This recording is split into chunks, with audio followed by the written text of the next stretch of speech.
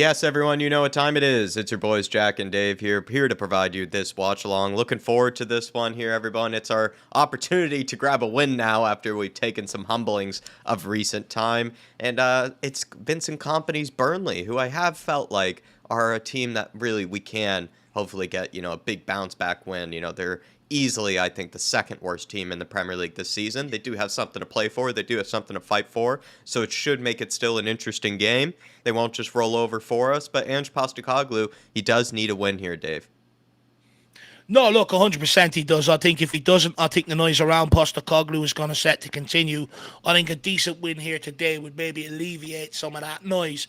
But look, Jack, it's a great day out. The sun's out, the cockerel's out, the badger's out. I mean, it's an absolute fantastic day for football. There's no hiding places, no excuses. Perfect conditions, perfect pitch to play on. Go out there and seize the moment. Let's go.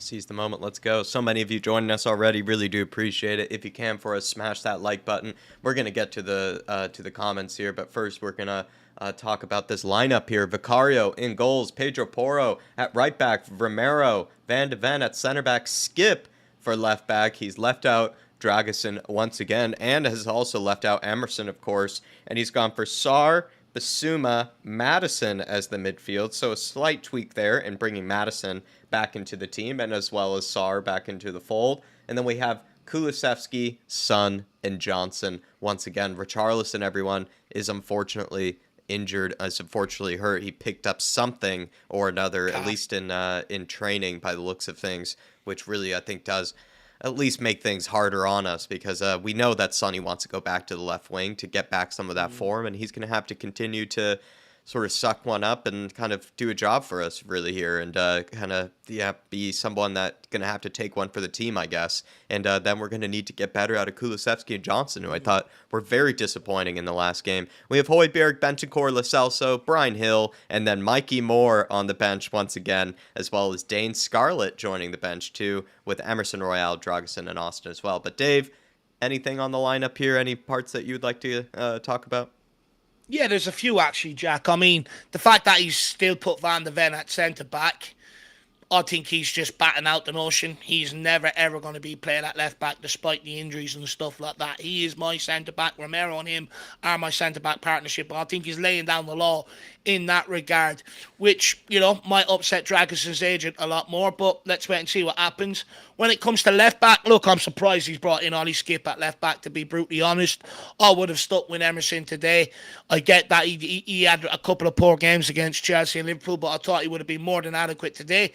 But look, let's see how Skip gets on. In fairness to the guy, he came off the bench, he took his opportunity, he's been rewarded today, and hopefully he pays that back.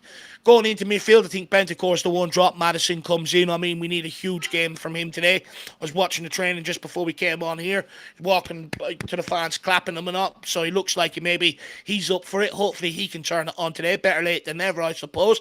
But Jack, I'm more interested about the forward line. What variation of are we going to see? I mean, against Liverpool, I've seen Johnson play up front. I see him play on the left wing. I'm not sure what variation we're going to see. For me, if you are going to play Johnson, I do think it has to be on the right wing, which means Kulu will probably have to go out left wing and Son through the middle, or put Son out left, put either Johnson or Kulu up front. I mean, be interesting to see what happens. More than likely, probably will be Son up front, but let's wait and see, because I don't know what variation of it we're going to see today.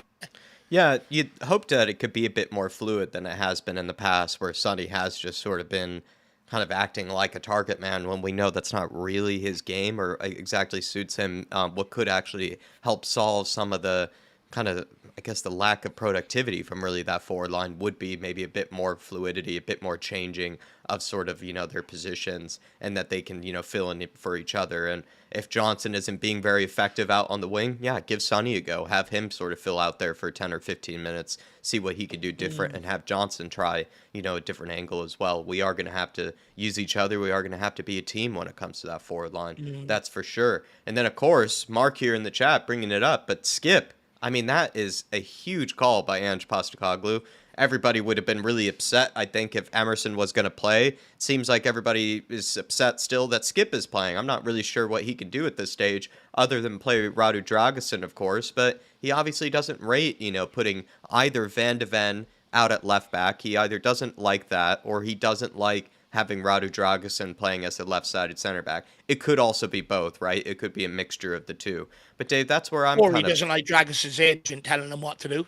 or he doesn't like Dragusin's agent. That could be definitely another factor that mixes into things. But I did sort of ask that question to somebody the other day, Dave. Might have been on the fan show, right? But I mean, Skip, he's getting his opportunity here. Good for him. And, Ange Postecoglou didn't, he didn't disregard it in the press conference. He did hint that this could be a possibility, to be fair.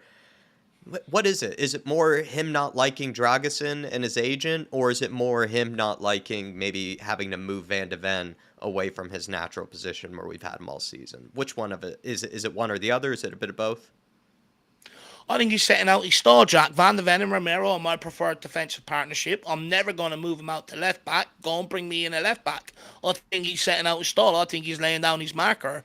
I need another left back at this club. And hence half of the reason why he's doing it is I would suggest he's probably made that clear last summer and didn't get it. So maybe that's why he's making it extra clear come towards the end of the season. But also, look, we asked for accountability at Tottenham Hotspur. He's dropped Emerson. He's dropped Maddison this season, stuff like that. So he is sort of given accountability there as well. That, okay, when I rely on you, even if you're not in my first 11, you have to be dependable. You have to put in a shift for me. And Emerson didn't, so he reverts back to the bench. Look, playing Skip today is a huge gamble. I think no matter who he played at left back, to be brutally honest, it was a lose-lose situation for Postecoglou, Jack. If you played Emerson, people who wanted to see Skip would go mad. People who want to see Skip going, Skip in there, and the people who want to see Emerson are going mad, vice versa. So I think it's a no-win situation for him personally. Yeah. So let's just wait and see what happens. And that's where just my last little point on the left back, that's where I do get more sympathetic with the manager, where I don't really feel like we, even as fans, need to tear each other limb from limb when it comes to, those sort of decisions, right? None of them are ideal, right? There's no ideal, obvious pick, I think, available to Postecoglou or to even, us as fans with whatever we might go with. Sure, you might feel much more strongly about one versus another, but none of them make complete sense, or none of them are totally ideal, and you are still going to be lacking somewhere or going to be hurting in some way. So it is just a tough decision that Ange is always going to have to face for the remainder of this season, and he's gone for Skip, and I'm going to support him in it because Skip did do well when he came on. I think it was a different game, but I'm going to back the kid and see what he can do. We also know he just bleeds for the club. No matter if you rate him, don't rate him. Hope he can put in a big performance today and just put in a passionate one, because that's also what's been missing of recent, is actually a bit of that fight, a bit of that hunger, and I hope Skip can provide that, because that's some of the bare minimums that maybe a kid from the academy can at least show.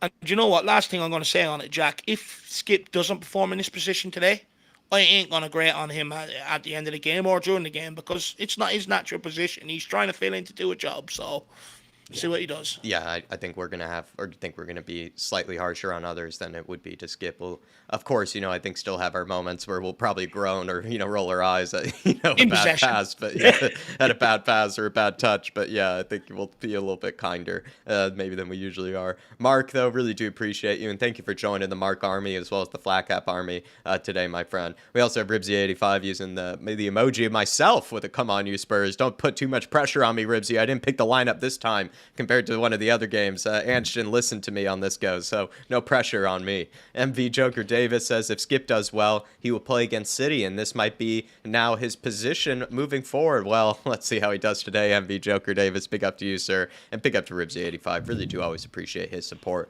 on these match days. Brett Loft says, no Richarlison, very disappointing. Another training ground incident for F's sake. And then he also says, which moron is the referee today? Well, Brett and Dark Sun G, if you are listening, Dark Sun G, it is Jared Gillette, the referee that gave us no decision, should I say, in the North London derby. We, of course, he was in the VAR room, by the way. He didn't give us that penalty with Kulusevski.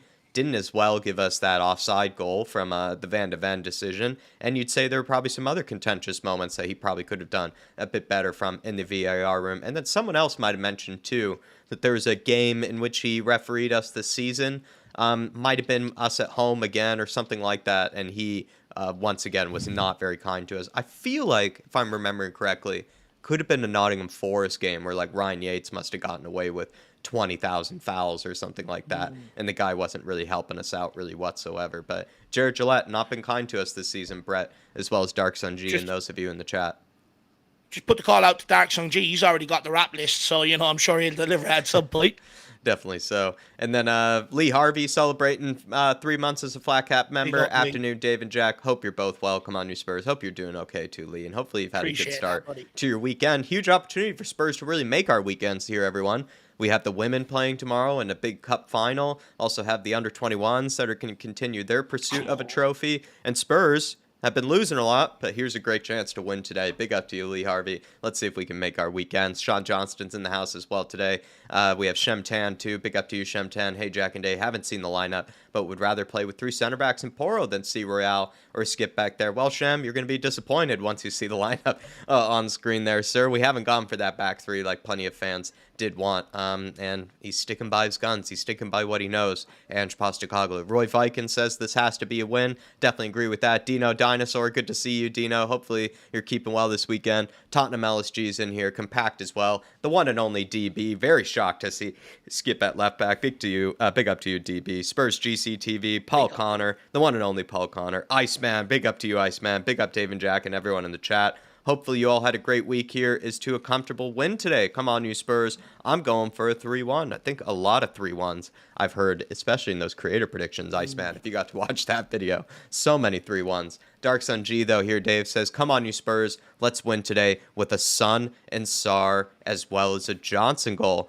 I said to Dave in the last little bits of the pre-match build-up, Dark Sun G, I think Sonny's up for a big game here today. I'm really disappointed in the last performances from Kulusevski and Johnson, so I'm not really going to get my hopes up too much with those two guys after the last game, but I do feel like Sonny, if anybody's going to turn it around, if anybody's going to pull out a great performance, from them in that forward line, obviously is going to be him. I'm backing him to have a good game today, Sonny, so let's hope we can see it. But Dave, he's gone for a Sar goal. Anything on that? Look, I love a Papa Matasar goal. You know I do, Jack. Look, one thing I will say is I don't think Papa Matasar has been getting in the box or in and around the box the way he was in the first 10 games of the season. I think that's tailed off as the season's gone on. But he is capable of a goal. And I hope he does score one because I think the kid has had a very good campaign across the whole of, if you look across the whole of the campaign. I've been rooting for him since last season under Conte. I'm glad that Andrew's given the young guy the opportunity this season. I think he's took it, and I'd love to see him score today. I agree with you, though. I do expect his son to explode today. I think he's been frustrated the last sort of 4 games. But one thing I will say is he can't do it all on his own. He is going to need at least one player to turn up and be on his wavelength today. Just one out of Madison, Kulu, and Johnson. We need one. And if one of them can do that, someone will destroy them today. He doesn't need 3 or 4 people around him. He just needs one person on his level. Let's wait and see if it happens.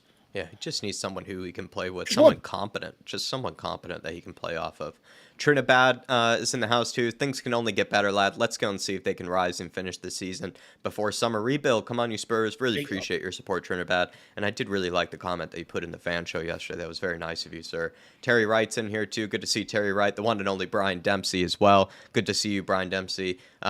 We also have Morton Peter Jensen. Good to see you. Silly Singularity. Joseph Tyler. Charles Ingram. Terry Betts. And then we have the Alaskan Hotspur, the one and only. Big up to you, sir. 5 months of membership. And he says, big up, guys. Online in Alaska. Come on, you Spurs. You're up nice and early there, the Alaskan Hotspur. Big up to you, sir. And Great place. 5 months of support. We really do appreciate it, especially all the way out in Dave's favorite Yank state. If he were to pick a state in the America, that would be his favorite, the Alaskan Hotspur. So big up to you, sir. And a nice... approaching, that time of the year where I imagine the sun is not going down anytime soon. Big late nights, of bright lights and everything like that. Big up to you, sir. Hopefully you're keeping well and have a good morning. One of the greatest places on earth, Jack. I mean, I'd love to go there. I wonder has he ever bumped into the Alaskan bush people? Let me know. I love watching them and stuff like that. Let me know. Great place. I don't understand how you can't be happy waking up living there every day of the week, so big up. And then also Iceman has been a member for 9 months. Big up to you, Iceman, as a fan show member. Really do appreciate your support for these months, sir. And he says, wow, been a member for 9 months. Where has the time gone by? Big up, Dave and Jack, for all that you do. And the match days are so much better. Come on, you Spurs. Come on, you Flat Cap Army. Come on, you. Wonder what this one is, Dave. DHA. Can you make out that one? Come on, you Harris Army, maybe? David Harris Army. David David Harris Harris Army. Army. He's gone full name with that one, Iceman. He's gone for the full name to emphasize the Harris Army even further. And there is, in fact, even more than one David Harris. If that's, one too many, Iceman, do let me know, in this world. But there is actually an Australian version of a David Harris. But we're talking about this David Harris Army. Big up to you, sir. But Dave, 9 months of support from our lovely Iceman. Anything to say to him? No, look, it's absolutely incredible. First of all, I was the kid all getting on my man with his football and stuff like that. But big game today, Iceman. Hopefully we can get a couple of goals today. That would be absolutely nice. And kick off what could be a good weekend for the football club. Celtic won today, the Old Firm. Man City beat Fulham nicely. All we got to do is come to the party. And for once, hopefully we do it this weekend, Iceman. Come on, let's get it done, Iceman. Big up to you, sir. Hopefully you are keeping well this weekend. Ribsy85, member for 33 months. Jeez, Ribsy, absolute legend, sir. Wow. Oh my gosh, so long now. It's like, it's becoming at this stage a long distance relationship that we've been getting into here, Ribsy85. It's become very, very, I think we need to get, a nice tablecloth white dinner, between Dave and I, sit down, bottle of wine, some, just have a good time because it's feeling like a relationship now with Ribsy. It's been that long. 33 months. Big up, sir. And he says 3-0 at home. Sounds all right to me, boys. See you for the TIFO. Hate watch along tomorrow. Too interested to see how it goes on the other platform. Hey, Ribsy, really appreciate that, man, because I know it's hard, people, going to a different platform, it can be, have to sign up, different email, that stuff, but Dave and I really do believe in it, and it is also something that I think can be a better experience for very, very loyal people like yourself, Ribsy, who do come in for all of our watch-alongs, at least all the ones that you can make and that do support us, and I think you'll have a better experience and a better time. It's also in the works as well. It's only going to get better. It's kind of in its trial period, and it's something we really believe in, but we really appreciate that you're going to be there tomorrow. He's gone for a 3-0 win at home, Dave. Clean sheet, 3 goals. Ribsy, is he asking for too much?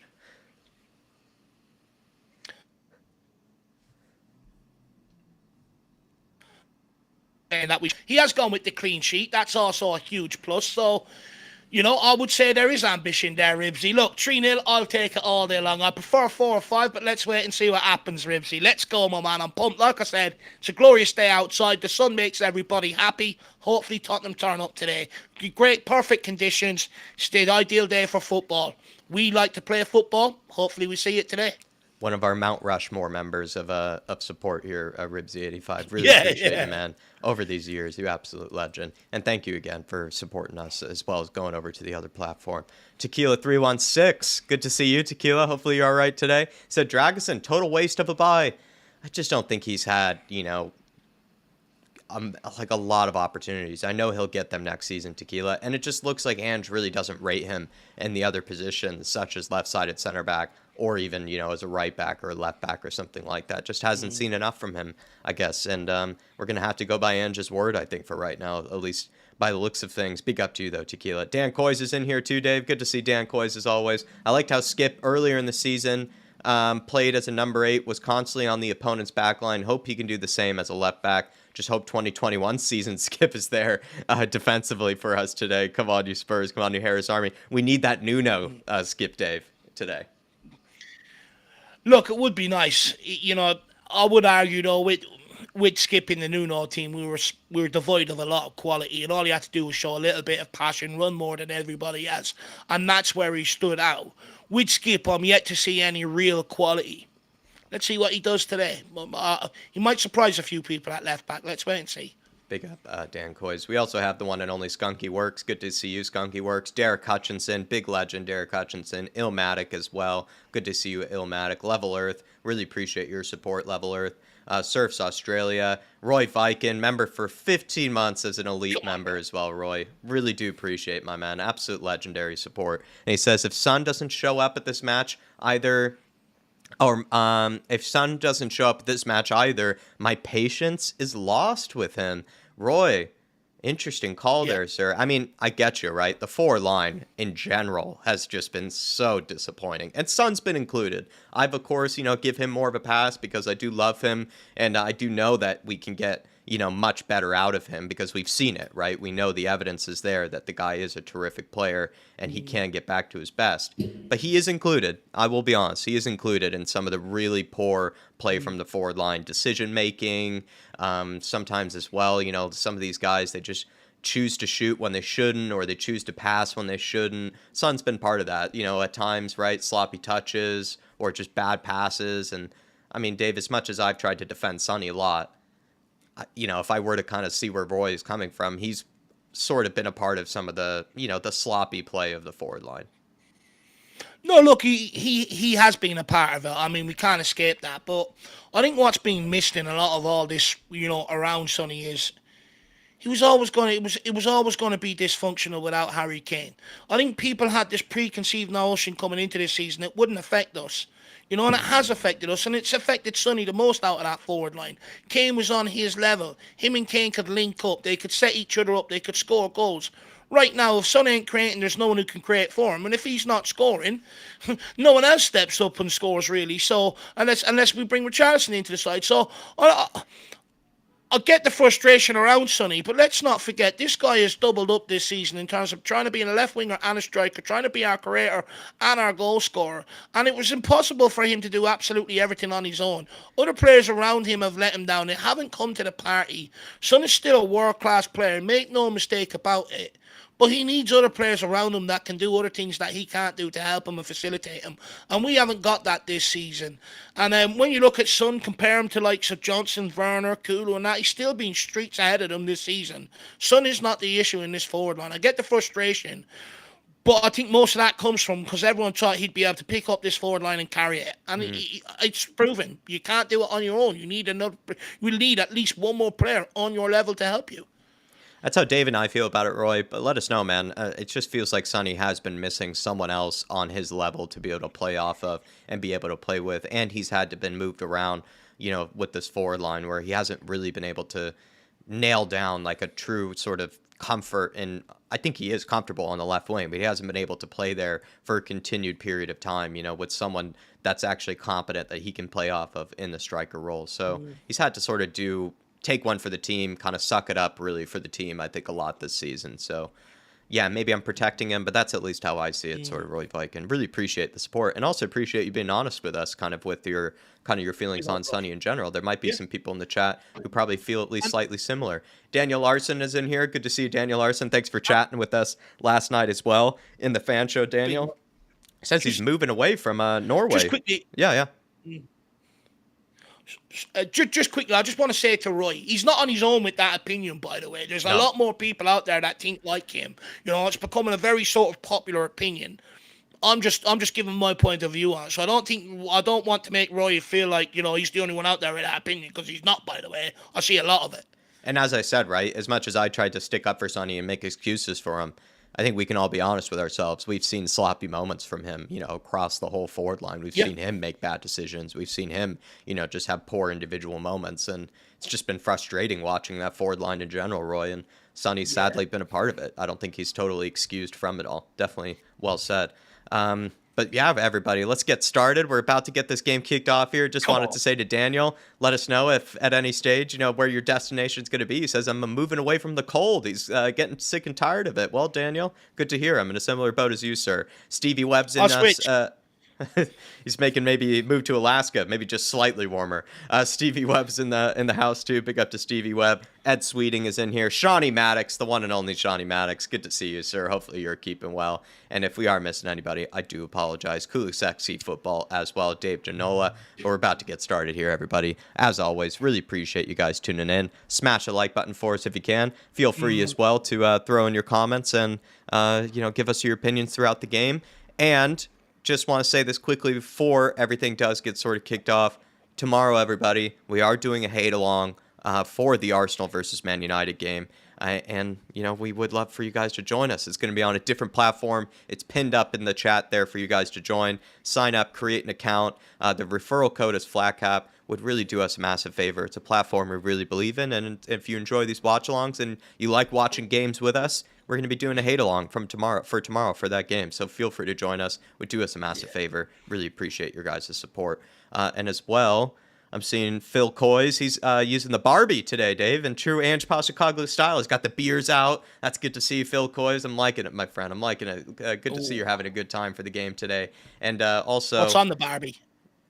Yeah, let us know what's on the Barbie as well, Phil. Roy Viken saying Son needs space to run in behind, not the short passes in between them. I think we can definitely agree with that, Dave. I mean, he's so much better when he's facing his man, when also he has that time to sort of run at his defender, and there is space. He knows how to take his space better than the other wingers, I'd say. But, when he's having to play with his back to goal with these tight sort of intricate passing, doesn't maybe suit him. Mm. No, look, I've been arguing all season long, despite many people trying to paint Son as a striker. He's never been a striker his whole career. I've got more evidence on my side to suggest he's not a striker than people who try and tell me he's a striker. Look, at the end of the day, he played up there because needs must, because Richarlison hasn't been fit for the majority of the season, and he's done a bloody good job. But Son is always better running at people with everything in front of him. He's not a player that can play with his back to goal. He's a player that needs everything in front of him and sort of calculate everything and pick his way to navigate through it. That's where you get the best out of Sonny. When we moved him out there against Liverpool, he almost became a free man. Expressing himself, nutmegging Trent, cutting inside, creating havoc and stuff like that. And that's where we need to get Son back out next season, is on the left-hand side consistently and go in and bring another striker this summer. But I definitely agree with you on that, Roy. And also, Phil, I mean, you can't just say you're putting in a barbecue and then not tell me what's on it. I mean, that's just teasing me. So at least give me some ingredients with what we're working with here. Maybe me in the chat can help elevate it a little. But let's go. We're about to get kicked off. Come on. Tempted us way too much, Phil. Tempted us way too much with that one, sir. New rule on the channel. No one can tell me that they're going for dinner without telling me what it actually is. And we got kicked off here, everybody. Can we grab a win here today? I feel confident of one. Let's do it. Come on, lads. Huge opportunity to help, solidify our spot for 5th, of course, because we know Newcastle are chasing us. And Spurs already put under so much pressure. Basuma, that's obviously a foul, ref. He just got thrown 40 feet. Sonny looking for someone to play off of there. Johnson maybe a sleeper. Do you know what? I expect the pressure earlier on. Burnley. Yeah. Look, I expect Burnley to put the pressure on early, Jack. They're fighting to try and stay up from relegation, and I think they're going to try and hit us early with pressure to try and force us into a mistake because of the last 4 results that we've had. But this is where we need to take quick advantage, like you said. The forwards need to be awake earlier on, and let's go and try and catch them while they are pressing us, which means they'll be playing a high enough line for the first few minutes. Yeah, let's hope we can take advantage of it. In the Sar. Ideal for Sonny and Johnson. Actually, Sonny, lovely turn. But he loses it. No, he gets in front. Don't you dare. Oh, my Lord, ref. It was a good touch from Sonny, but maybe tried to do too much after that. He's ready to explode today. I can see he's ready. I don't even know how he gave it away. It was a sharp touch. I think he just tried too much. I think he was looking up maybe too long. I think he tried to beat his man a second time, didn't he? The classic Dave Harris beat his man a second time. There's Vincent Kompany with the Yank hat. Very interesting choice. I think that he's gone with that consistently all season. You feel like he would, maybe go for, just the bald approach, Dave. Embrace it. Do you know what it is, though, Jack? He's got a weird shaped head, so I think that's why he wears the cap. Disguises it a little, takes the attention off it. Burnley with the free kick. It's delivered towards the back. Not a very good one. But Johnson just stays rooted, doesn't even get off the ground. Yeah, I'm surprised we couldn't win that first ball. Wasn't a very great free kick from Burnley. Johnson just stays on the ground. He's got to go and compete. Kulu and Son trying to put the pressure on. Burnley with a long ball in behind, and Vicario's there to mop it up. Well done, Vic. Big Vic. It's a deep shadow on that field, Dave. Yeah. The cameraman could do it, adjusting the brightness on his camera. Oh, what a ball! Oh, Burnley keeper. What a ball. Was that Basuma who played that? Not convincing of clearance there from him either. And he's got a mistake in him, this Muric guy. I think Basuma's had a sharp start, if that's who played that ball, because he's had already some nice passages of playing some, much longer. Of course, commentators curse, it seems like, with Basuma, because he's giving it away, and they're on the break here, Burnley. Oh, Robbie! Romero. He's hungry today, Jack. Slowed them down there, slowed the attack down very well. Oh, Skip played in behind. Van de Ven's got it all day long. What a defender there. What a Rolls Royce. Absolutely Thank God unfair. we're playing in white, because you wouldn't be able to see what's going on in that corner. It's that dark. Ooh, Well risky done, play. Great ball Basuma. by What a Basuma again. touch. What a pass. Get turned, Sonny, Johnson. good first touch. Oh, He's Sonny. got Kulu on the left. Can he see Johnson? Play him. He finds an great even ball to better pass Madison. to Madison. Madison takes it off. Basuma has a shot. Or he takes it off Sarr. One of them's got to take it, and one's got to go on the lap on the outside. Oh. Two of them both. Madison taking responsibility there, almost pushing Sarr off it. It's a great ball by Sonny. He completely opens up Burnley, by the way. Great run by Johnson, taking other players with him. It's just a poor strike from Madison, but that's good opening. That's good play from Tottenham there, though. That's better, Jack. It is such great play from Spurs. Well done by Sonny, but it's classic. One of those classic attacks where it's amazing how it's only gone out for a corner kick. You know, it's not even, challenged the keeper, really. Haven't even, exactly. Yeah, you're right there. I agree with you there. It's just so clear-cut chance there. Sonny, actually, I thought had Johnson, but he picked out an even better pass. Yeah, and fair play to Johnson, by the way. It was a good run. What he done is he took the opposition fullback with him, which created all that space for Madison. Tyler's very upset that Madison took that from Sarr. Yeah, I was too, but look.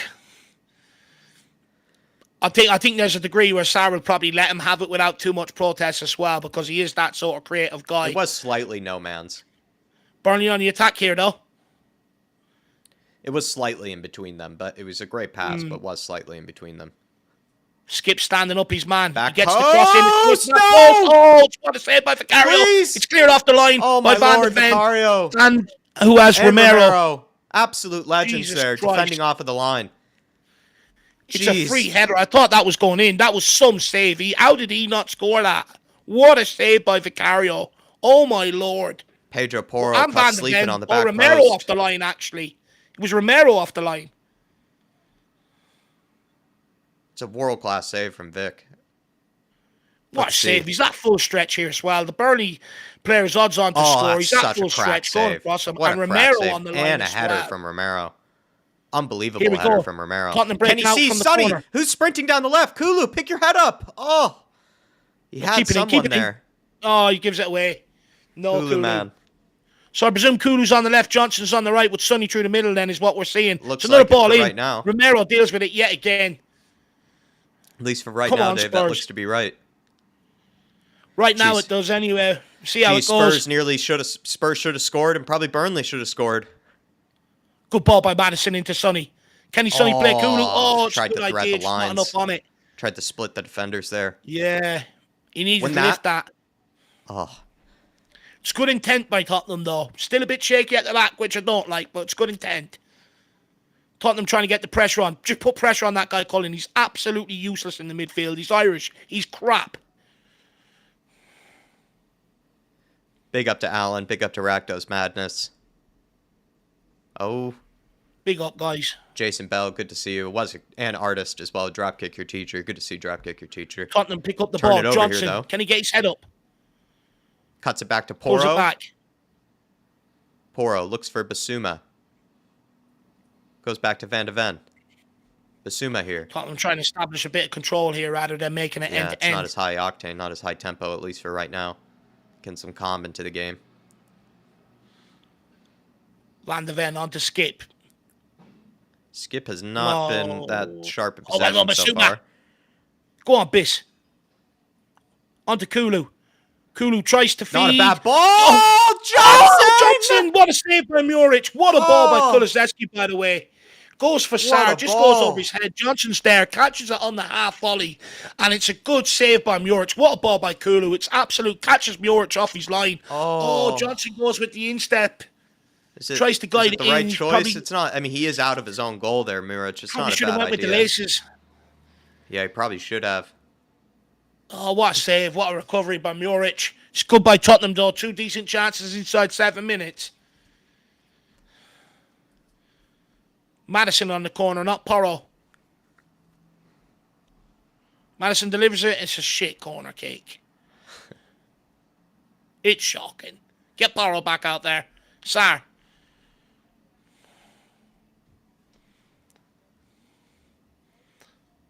Van de Ven. Picks up Kulu.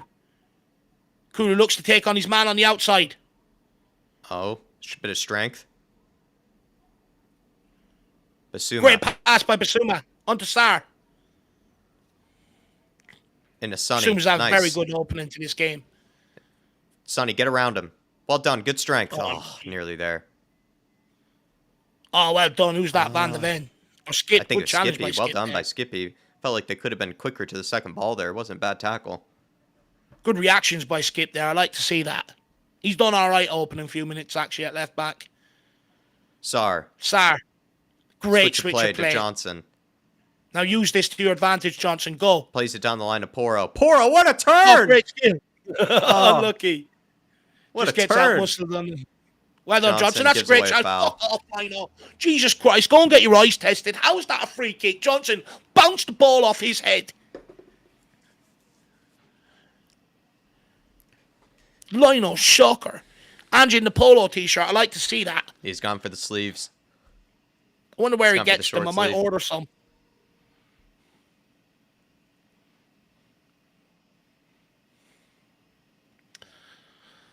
Oh, how long are we going to let them get on with this? Like, Jesus Christ. By the way, is anyone out there watching the Eurovision Song Contest tonight?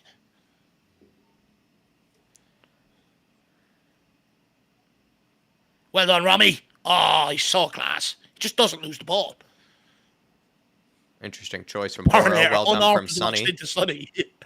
Good hold-up play from Sonny. Yeah. It's been sharper today, Sonny. Much sharper. Basuma, who's also been good today. He's had an excellent opening start. Oh, great pass there. Another great ball around the corner to Sar.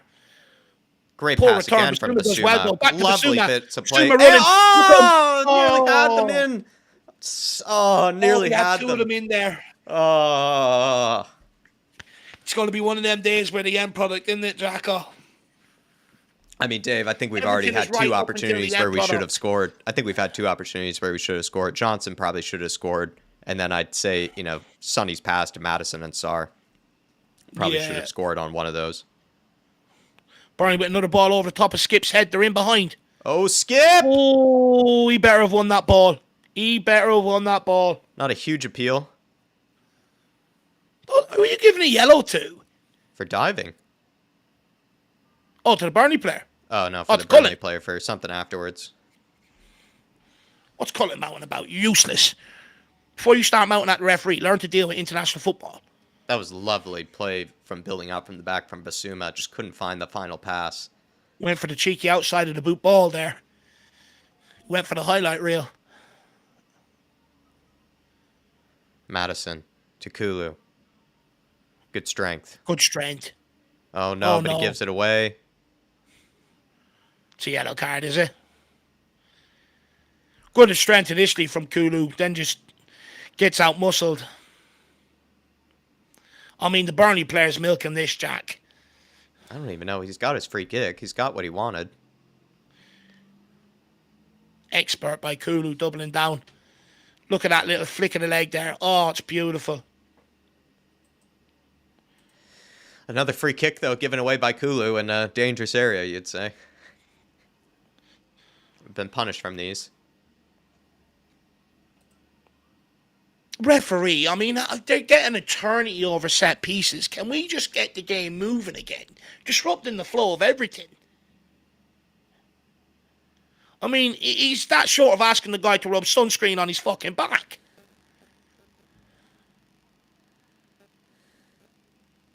She's at least at up a minute and 30 seconds already.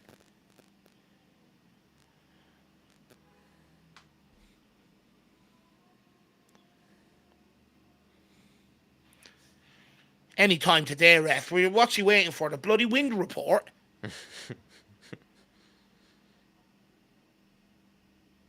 Deliver it. And it's clear. All that long, just for that. Like, seriously, ref needs to get a grip. Go on, Kulu, Kulu. well Punish him. done. Here we go. See Get your Sonny head if up. you You've got can. Sonny now. See Sonny. Pick got your him. head up, man.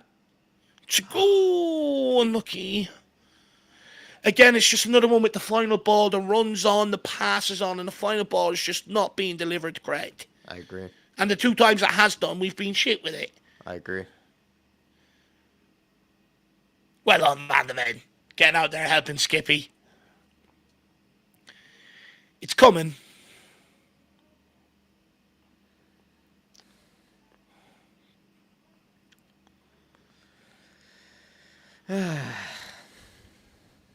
Come on, lads. Go and get the coffees, guys. It's going to be a long one. Now, I feel like a goal will happen in the first half here. I'd be surprised if one didn't. Of course, we can concede at any moment. We know that. That's the problem. And then when you see the good breakaways we have and we don't capitalize on it, it becomes even more frustrating. Exactly, because the clock is ticking occasionally with this team. Go on, get pressure on Muric. He'll give away the ball. Can we win this? Well done, Just Basuma. like that. Well done, Basuma. Madison, switch. God, man. Fuck's sake. Well done, Kulu. Don't you dare, F. I feel like Madison had an easy switch there. Yeah. Kulu. You want to be careful, Kulu. He's throwing around his legs like this. See, he is, like I said, Dave, he's just sometimes he can be a little lazy with sort of the tackles. And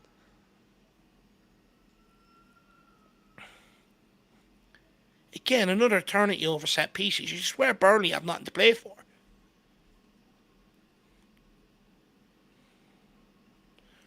Muric delivers it long again out of play. I mean, just keep putting pressure on him all game. He's going to keep giving it back to us. I remember watching it. Was it against Sheffield United or Sheffield Wednesday? Sheffield United. I think he gave one straight to them. Yeah, that's right. He made a few mistakes.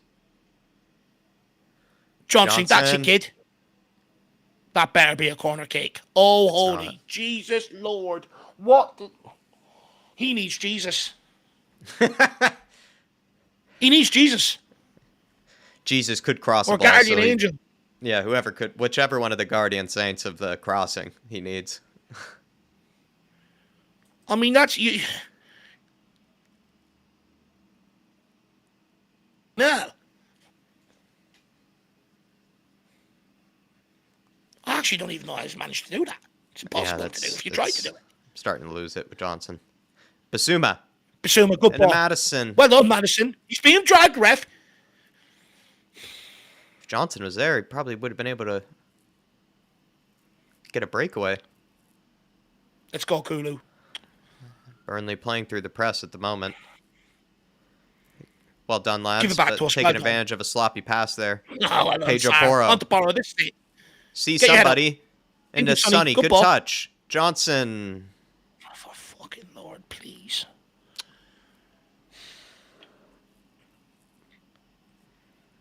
Larson. Getting past Skip. Oh, here we go. Oh. That's it, Sonny. You know what to do with this guy. No, they're playing down the left here. Charlie Taylor plays it into the striker, Foster. This is the first time they got out in ages if they score from this. It's over Skip's head. Can he get back? Kulu gets back. Well done, Kulu. Back to Vic. Skip, man. You got a show for him. Go on, Skip. Done. Burst. Burst forward. Paul Markey's doing his nothing, I'd say. Can we get welfare check on Paul Markey, actually?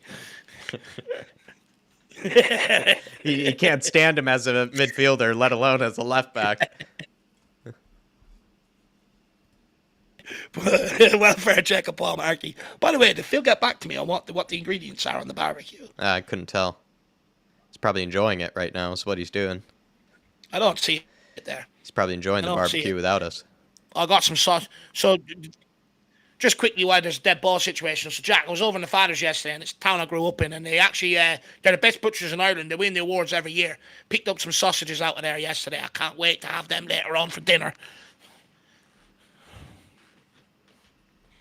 Brighton, apparently. Brighton beating Newcastle, says someone in the chat. Oh, glorious. Happy days. That helps us a lot. Means we can lose this game. Sar! Here we go, Sar! Great run. Cut back. He holds on to it. Sonny, top of the box. Sonny. Can he hit it? Here we go. This is your territory. Oh. Dang. I put the mockers on him when I said he's going to explode today, didn't I? Someone should have shouted man on. Romero.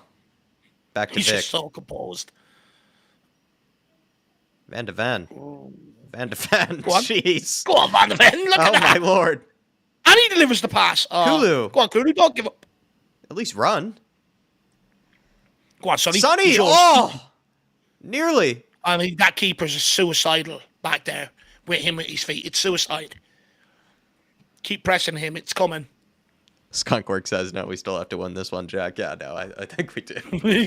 Here we go. Star. Matters. Back to Madison. Sir! That's a penalty. That is a penalty. Oh, my Lord. I want to see a replay. It's hard to tell, but Madison might have taken himself down.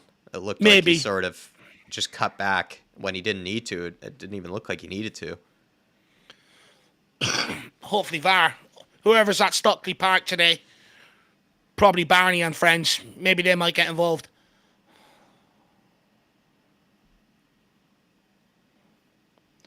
Burnley are just losing belief. They're just waiting to be picked off now at this point. Come on, Yeah, Tottenham. I'd say they are. They are waiting just to get scored on. Come on, Big Vic. They concede average 3 goals a game. That's Kulu, yours, Kulu. use your strength. Go on, Kulu. Please, Don't you dare, ref. Please, ref. Please. Jack, is it me or has football become non-contact? Are you just not allowed contact anymore? Well, it's just two things. I just don't think it's much of a foul there, but I also don't think Kulu's ever that clever. No, true. He's never clever. Like, he needs to be more clever. Honestly, it's going to be like tag rugby soon. Leighton Evelyn, good to see you. He says 0-0 written all over it. Leighton, that is the most... If any time I would accuse you of delusion, I think this is the time I think I'll accuse you of it. This is not going to be a 0-0. I mean, somebody's losing here today. Somebody's losing. It's either going to be Burnley or us, but somebody's losing. When's the last time even Spurs got a draw? I would argue. We don't even get any draws anymore. I would argue, though, Jack. I would argue that's very happy clappy from Leighton there. Usually he predicts a loss. Happy clappy from Leighton there, yeah. He's happy clapping. What's getting? Maybe it's the sun getting into you, Leighton, eh? I'm not even guaranteeing a Spurs win here, Leighton. I'm just saying I think someone's losing here today. Someone's losing. Big up, Leighton. Good to see you, man. Good to see you. Again, unless Leighton comes in to wind us up a little.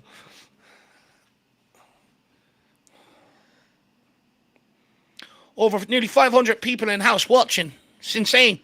Appreciate the Big support, up, everyone. everybody.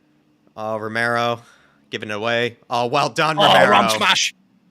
Someone's got to win that second ball there. Burnley on the attack. In behind. So ball in behind and Vicario mops it up. That'll do. Everybody's been saying in the chat, including Mark here, repeating what a lot of other people would say, and I agree. We are just so bad in the final third. It's shocking. We are just so sad. We're just sad, really. We like get such glorious chances, but we just can't do anything with it.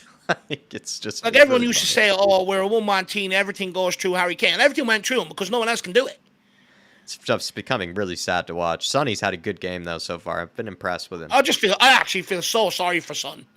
Really sorry. I can imagine Son at the end of his bed every night praying to God for a new forward line next summer. Oh, it's a good ball. Pedro. Come on, the Porro. Get there! Good ball. Oh. Come on, Sar. Continue the run, Sar. It's always over hit or under hit. When can we just get perfect room temperature? That would be nice. Lukewarm, even.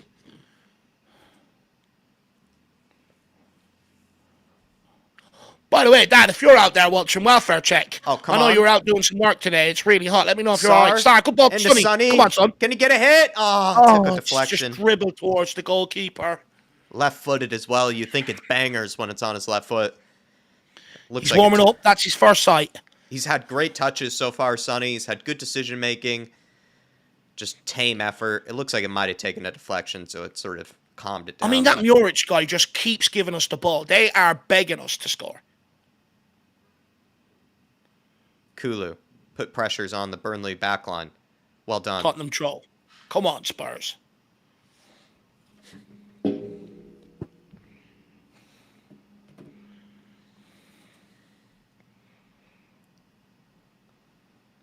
Madison. Into Skip. Spurs really getting the majority possession here. It's all us. We just need to find something in the final third. Pedro Porro tries something over the top for Johnson. Oh, go on. Ref, that's a free kick. We'll have that. He's got the ball first. No. I mean, you breed on the opposition player, and they're pulling out the red card. They're bringing in the red cross. You know what I mean? It's a joke. And as soon as we get challenged, nothing. Good to see you, Mark Cook. Hopefully you're keeping well, Mark Cook, member of the Mark Army. Big up, Mr. Cook. Absolute Good to see you, sir. B22 says Burnley suck. Yeah, the problem is that we sort of suck as well, especially going forward. Absolute. So let's hope we can turn things around. Come on, Yeah. Pedro. It's Cesar. on you, my man. Sonny. Good ball. Have a hit. Run. Have some confidence. Oh. It's getting worse. It's not even getting room temperature. Really is. They've It's just like gone watching ice an under cold. 16s. It's like watching They've just an gone under ice cold, 16s. Jack. It's like watching you or me at times, Dave. I think we are clapping for what's but yes. I believe there was Honestly, the Spurs fan that did lose his life at 23 as well. So I think his name was Morgan. I'm trying to remember. sad. Very sad, but well done by the fans. Well Fair done by, I forget his name, but he's on Talk Sport as well. Did a good job of making awareness of it. Oh, no, Burnley, not though, here. here to counter us. In behind. no. Fuck's sake. Oh, no. No way. Oh, no, it's No 1-0 fucking Burnley. I way. do not Burnley believe 1-0 up. Holy fucking No way. shit. We are so Oh, pathetic. my God. Please, Oh, we're so just end pathetic. the pain. Oh, we're so pathetic. Just stop the pain. It's so bad. We've had all the possession. Don't even get a shot on goal. And we just go and concede up there. It's so bad. Please. Is that from a Burnley goal what kick? did we do in our past life to deserve this? From a pain? Burnley goal kick as well, I think. Shocking. Now they've got something to hang on to, and it's going to become an even tougher game. I wouldn't be surprised to see them just set everyone behind the ball now. What are we doing? We are terrible. Oh, my God. Please. Pedro Porro gets caught out with that tackle. The whole back line is just caught out. Skip and Van de Ven. Van de Ven and Skip. We got done as soon. Who was that jumped into that tackle? Pedro As soon as he Porro. jumped in there, we got Pedro done. Porro. Yeah, that was the one. He sort of opened up that tack once he jumped in. He just needed to stand his ground. Skip, though, was caught really far out of position. That whole left-hand side was just gaping. Honestly, I'm considering pulling out a fan at halftime, having a fan shoot off, and whoever hits the target, just let them play. I'm actually looking forward sometimes as well to, doing watch-alongs on the TIFO, because then we don't have to always keep watching this team sometimes. But then, as well, we get to have someone else maybe talk for once, try to explain this bullshit, really, with this team. This team is unexplainable, man. We are so terrible going forward. We have so many chances every game to go ahead, to do something with these attacks, and we just never do anything. And then eventually, because it's the Premier League, teams will score. And we do sort of ask for it with the style of play that we go with. We play very on the front foot. We leave lots of space in behind. It's just so sad to watch, though, with this forward line. I mean, they really just are it's like watching under 16s. Do you know what, though, Jacko? We don't even create under chances. 16s would do better with these chances. We have good promising breakaways, and it's the final ball that lets you down. We don't even get to the opportunity where we actually get a chance on goal, if you know what I mean. Yeah, it's probably the wrong terminology even to call it a chance, really. You're right. Breakaways are, they're good passages of play, but then they all just sort of lead to nothing with It's just shocking. Please Romero. stop them. Oh, my Lord. Oh, my God, it gets worse. We've 6 bodies, and it's gone through every single one of them straight to a Burnley No one took player. a touch of it. Understand. Basuma, get there. Well done. And a Sonny. Sonny, please. You got to go, Sonny. Kulu, get into the box. Across. Oh, his left foot as well. Oh, giving it away again. Madison, what can he do here? Matters. Don't you dare shoot. See Basuma. Oh. Skip very far forward, Kulusevski very far forward there, into the box. Basuma. Romero. Madison. Can we get Someone Kulu make a run. into back post and play him? Yeah, someone make a run. Well done, Sonny. Pedro. So deep in their half. Burnley now just deciding to sit back, as they should.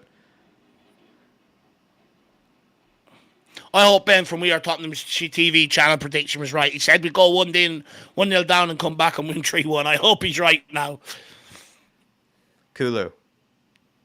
Right foot across. If he's able to do that on the left, why doesn't he ever do that on the right? Pedro. Given Madison, away if by you play one Madison. more blind pass, I swear to fuck. What is wrong with you? It's not even errant passes, Dave. I actually am okay when he does that. He just never actually does anything, Madison, on the ball. He never even tries many things other than something like that. He just pisses me off. He can't even pass the ball 5 yards properly, and he's playing blind passes. Well done, Matters. There you go. Get it across. Shit ball. Terrible cross, Kulu. And you have so much space. So much space. Pedro has a hit! Oh. A little selfish there from Pedro, but I think he's got to make a better decision there. You got so many people forward there. He should probably try to get it.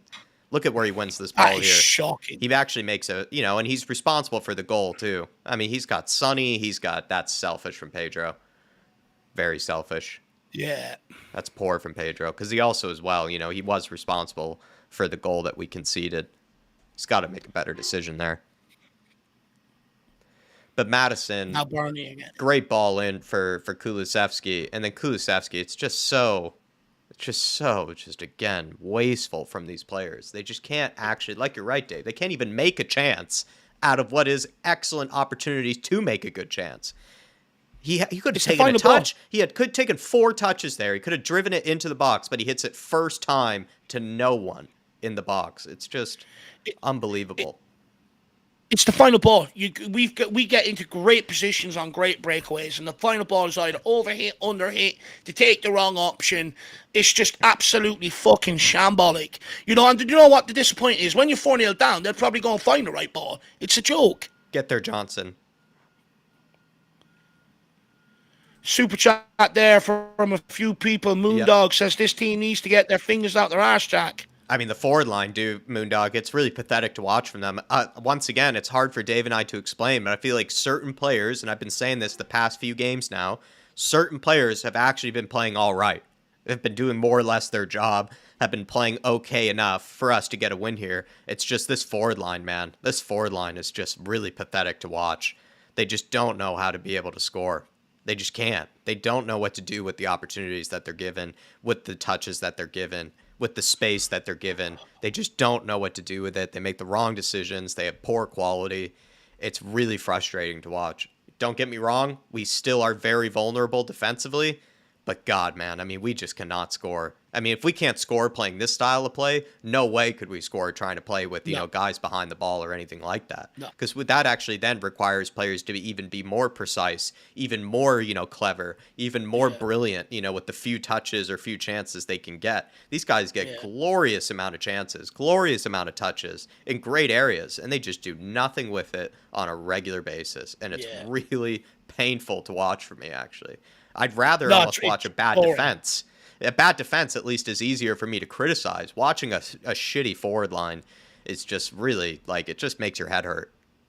It does. The forward line is where all the problems stem from. We've dominated possession today. We've been great, but we keep doing nothing with it. Please, man. Hit it! Yes! Yes! There you go, baby! Get it back for us! Come on! He delivers. That's how you do it, Porro. Forget 1-2s. Like a choo-choo train. Mr. Bullet Train. Straight through. Come on, Pedro. That's how you do it. There you go, baby. Show us how it's done. Make it up for it as well, Pedro. Make it up for it with the first goal. Oh, he pissed me off as well with that other chance he wasted, but he's absolutely made up for it here. He's well and made up for it here. Burnley punched in the mouth very quickly after they punched ours. Very quickly. That's a great response from Pedro. And we needed that, Dave, as well. I think we needed to score straight away after Burnley had, in order to not get too frustrated. Well done. What a finish. What a finish. I like that, Jack. None of this 1-2. Don't rely on anybody else. Go and do it yourself. Boom. What a finish. I mean, how many times have we seen our players cross it there, Dave? How many times have we seen them play a cutback when it's so unnecessary? Pedro just laces through the ball. You have to love that. It's exactly what we need. That's how you do it. Come on, Pedro. Well done, Porrito. And you know what? 2 minutes before that, I was just about to say, because he gave away the ball, I was like, he's been fucking useless. Take him off at half time.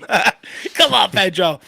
Just quickly as well, we've got Rat Dust Madness. Big up, Al. Says, hi, gents. I predicted Burnley would score first. Went on your show, and now we need to score 3 to make it.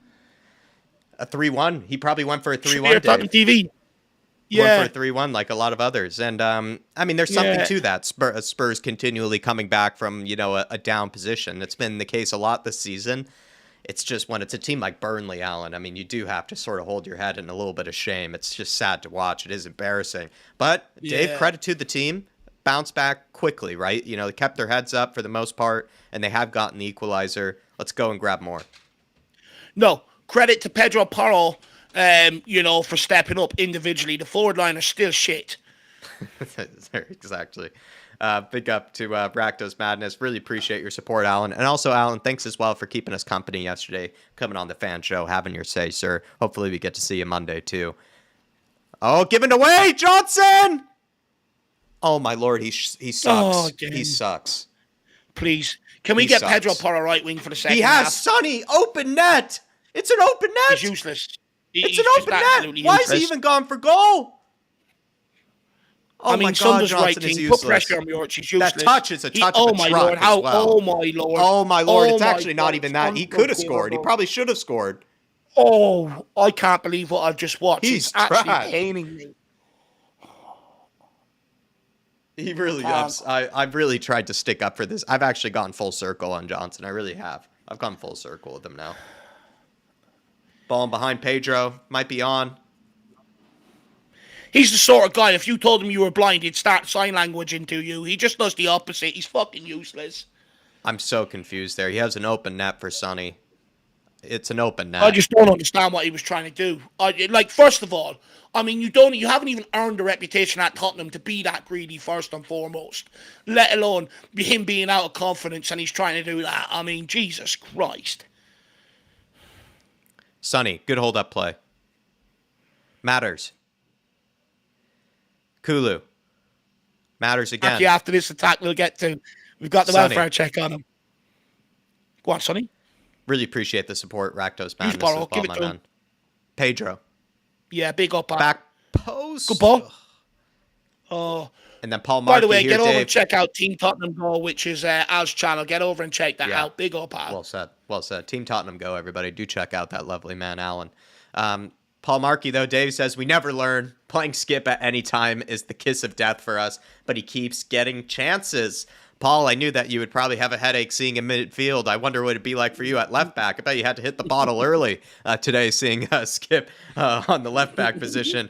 I think for the most part, though, the goal we conceded was on Pedro Porro there, Paul Markey. It was a poor decision by him to step out like that. He had to win it, but Skip was nowhere to be seen on that left side. I mean, he got really caught out of position, and so did Van de Ven. And also in possession, Skip has not really been that much better, I'd say, than Emerson really was. I mean, Emerson was very, very poor, so it wouldn't take much to be better. But I wouldn't say Skip has even done that much to be any better than Emerson. But to be fair to him, you know, I just hope that he can deliver us a win. You know, even if he plays not that great, you know, just need him to help contribute to a win today. That's all that matters, Paul. But Dave, we knew that. Paul would probably be having a headache today. No, look, I think when the lineup came out, Jack, the missus had to lie him down, put a wet flannel over his head and, you know, tell him to calm down and relax and that everything's okay. You know, and I think he's come round a little bit, which is good to see. So we did put out the welfare check, Paul Markey, so good to see you are okay. Look, he knows I agree with him on Skip in general. I think, look, this time it's hard to really expect so much from Skip when he's not a left back, you know. Good hold-up play again from Sonny here. Madison to Kulu. Paul Markey. Oh, and the Skip. You can imagine Paul Markey having to be rushed to A&E at 2:00 today when the lineups came out, Definitely so. They were, you know, he was probably there before even the barman was to open up the pub. You know, Paul Markey was. He was waiting, wanted to let himself in.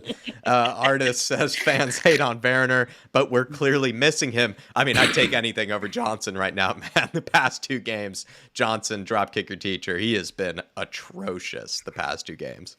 Johnson has, and I think anything would be better for right now. And I'm just talking about these 2 games before people really get too much on my case with people thinking I'm being harsh on Johnson. But I just think the last 2 games, he has been so woeful. There we go. Get it in. Oh. I mean, Werner, I don't even want permanently. I don't want Werner permanently. But would I trade him out for Johnson right now? Yes, I would. Literally, I would.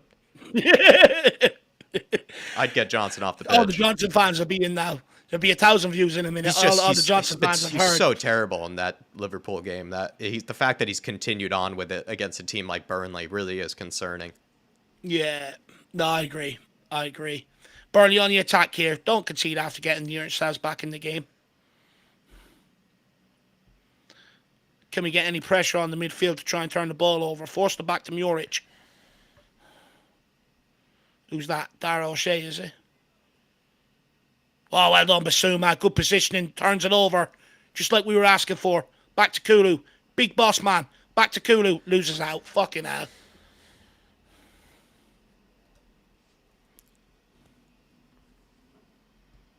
Over 560 in the house. Please, everybody, if you can, smash that like button. Wow. And as well, get your comments in on the game, please, for us. Especially coming up to halftime, guys. Good to see Steve D joining us, too. Good to see Steve D. Scooter reacts. Oh, no, ball behind. Larson. Skip, well done. Well done. Good recovery. Out for a goal kick as well. Great defending from Skip. Yeah, good recovery by Ollie Skip there. Initially gets caught out, but does well on the track back. Well done. Might have been offside. It's just poor. Wasn't even well done. He done well to get tracked back. Ideally, he should be going with him in the first place, but we'll take it.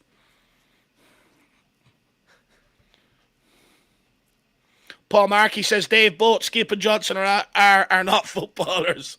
Look, I agree on Brendan Johnson. I mean, I went on it early. I think he's an all right squad player against, I would say, teams like this, but he's been piss poor today, you know, and you'll get a small bit out of him every single season. But again, I'm sick of just having squad players and stuff. I just want real raw talent in the team. Someone that gets me out my seat, someone that gets me excited, someone that I know there's that spectacular moment in, whether it's an assist, whether it's a cross, whether it's a ball in behind, whether it's a goal. You know, I just want them sort of players. With Brendan Johnson, every time he gets the ball, I have no real belief he's going to do anything with it. I'm just hoping. And I don't want to be at that point with our forward line. I really don't, because once you get that point, Paul Markey, you're just in trouble. Look, I don't think Brendan Johnson's going to cut the grade. There's a lot made about his age, but I can pull out a handful of players, if not more, that are younger than him, performing better, and even some out of our own squad over the course of this season. He just needs to wake up. I said with Jack a few weeks ago, unless he changes his mentality and his mindset, he's going to be stuck as a player like this completely.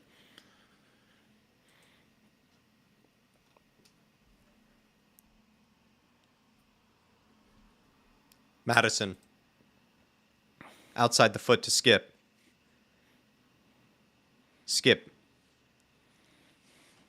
Nice little switch of play to Romero. Good pass from Skip there. That is the advantage of having a midfielder there in a position like that. He should be able to make that pass. Romero looking for runners. Someone.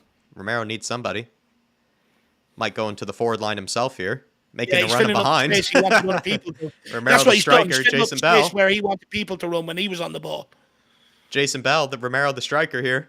Yeah. Pedro Porro. Johnson. Oh, almost gets lucky. You go after the ball with some sort of intensity, kid. Jesus Christ. Yeah, it really, like, pressing for him is like eating vegetables. It's like, it's like a chore to him. Jesus. You can really tell he doesn't enjoy it. No, he hates it. But then, okay, if you want to sort of, you know, get rid of them dudes, you know, and have them be exceptional on the ball. You know, you can't have both. Oh, well, Sonny, have a hit! Go on, just have it. Sonny's blocked. It's like he fancies his left foot more than he does his right. You know, it's really amazing, because I thought he could have hit it with his right. Yeah, the option was there. It was great touch out. Actually, should have had it there. He should have just gone touch bang. Yeah. That would have been ridiculous. It was a great takedown. Great takedown. Come on, Spurs. Let's take the lead before halftime. Ridiculous first touch. Madison on the corner. Please get this by the first man. I beg. Beats the first man. It's a good one. Oh, Romero back post. Unlucky. Romero just got bumped as he went up for the header, which sort of took him off getting on the end of it, but it was fucking a good ball.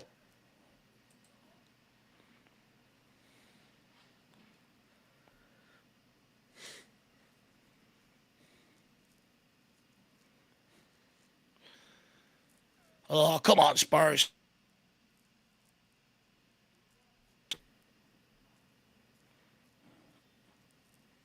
Turn that. He's off.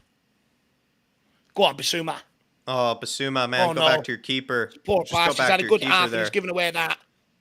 Well done. Don't give Great away a penalty. strength. Great strength. Well done. Great strength. He just needed to go back to his keeper there. I'm not sure what he was doing there. Yeah. Basuma, though, again. He's He had slipped. very good touches Oh, well so done. far. Well done. That's I mean, free. sir, Oh, well done, Basuma. he's just getting ragdolled there, ref. Book him as well. Sanderberg.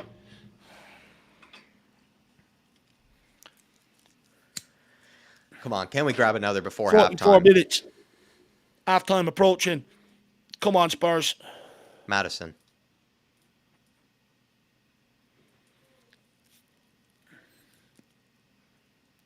And Nassar. Don't sit there crying at other people. You're doing nothing.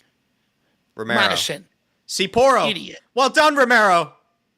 It's a good ball. Porro! What? Take your time. Great ball by Romero as well. What a... Oh, why you... Take your time, man. He's on as well. Take your time. What is he doing? You're right. He's just got to show a bit more composure there, Jacko. What a pass from Romero. Ribsy says, cross your shot, you decide.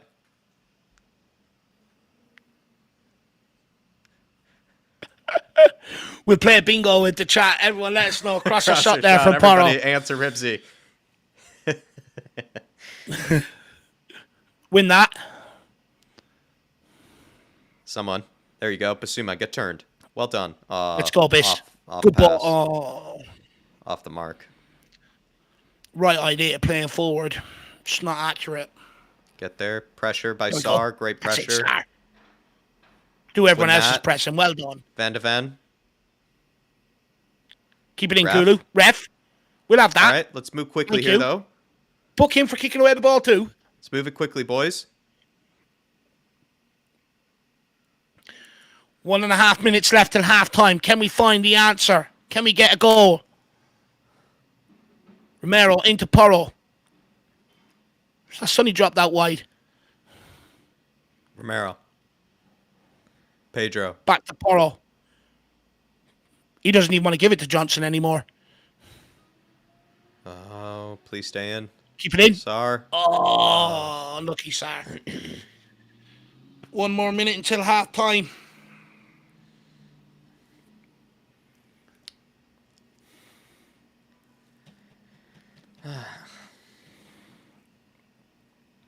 If we don't win today, it's because we didn't have the drum.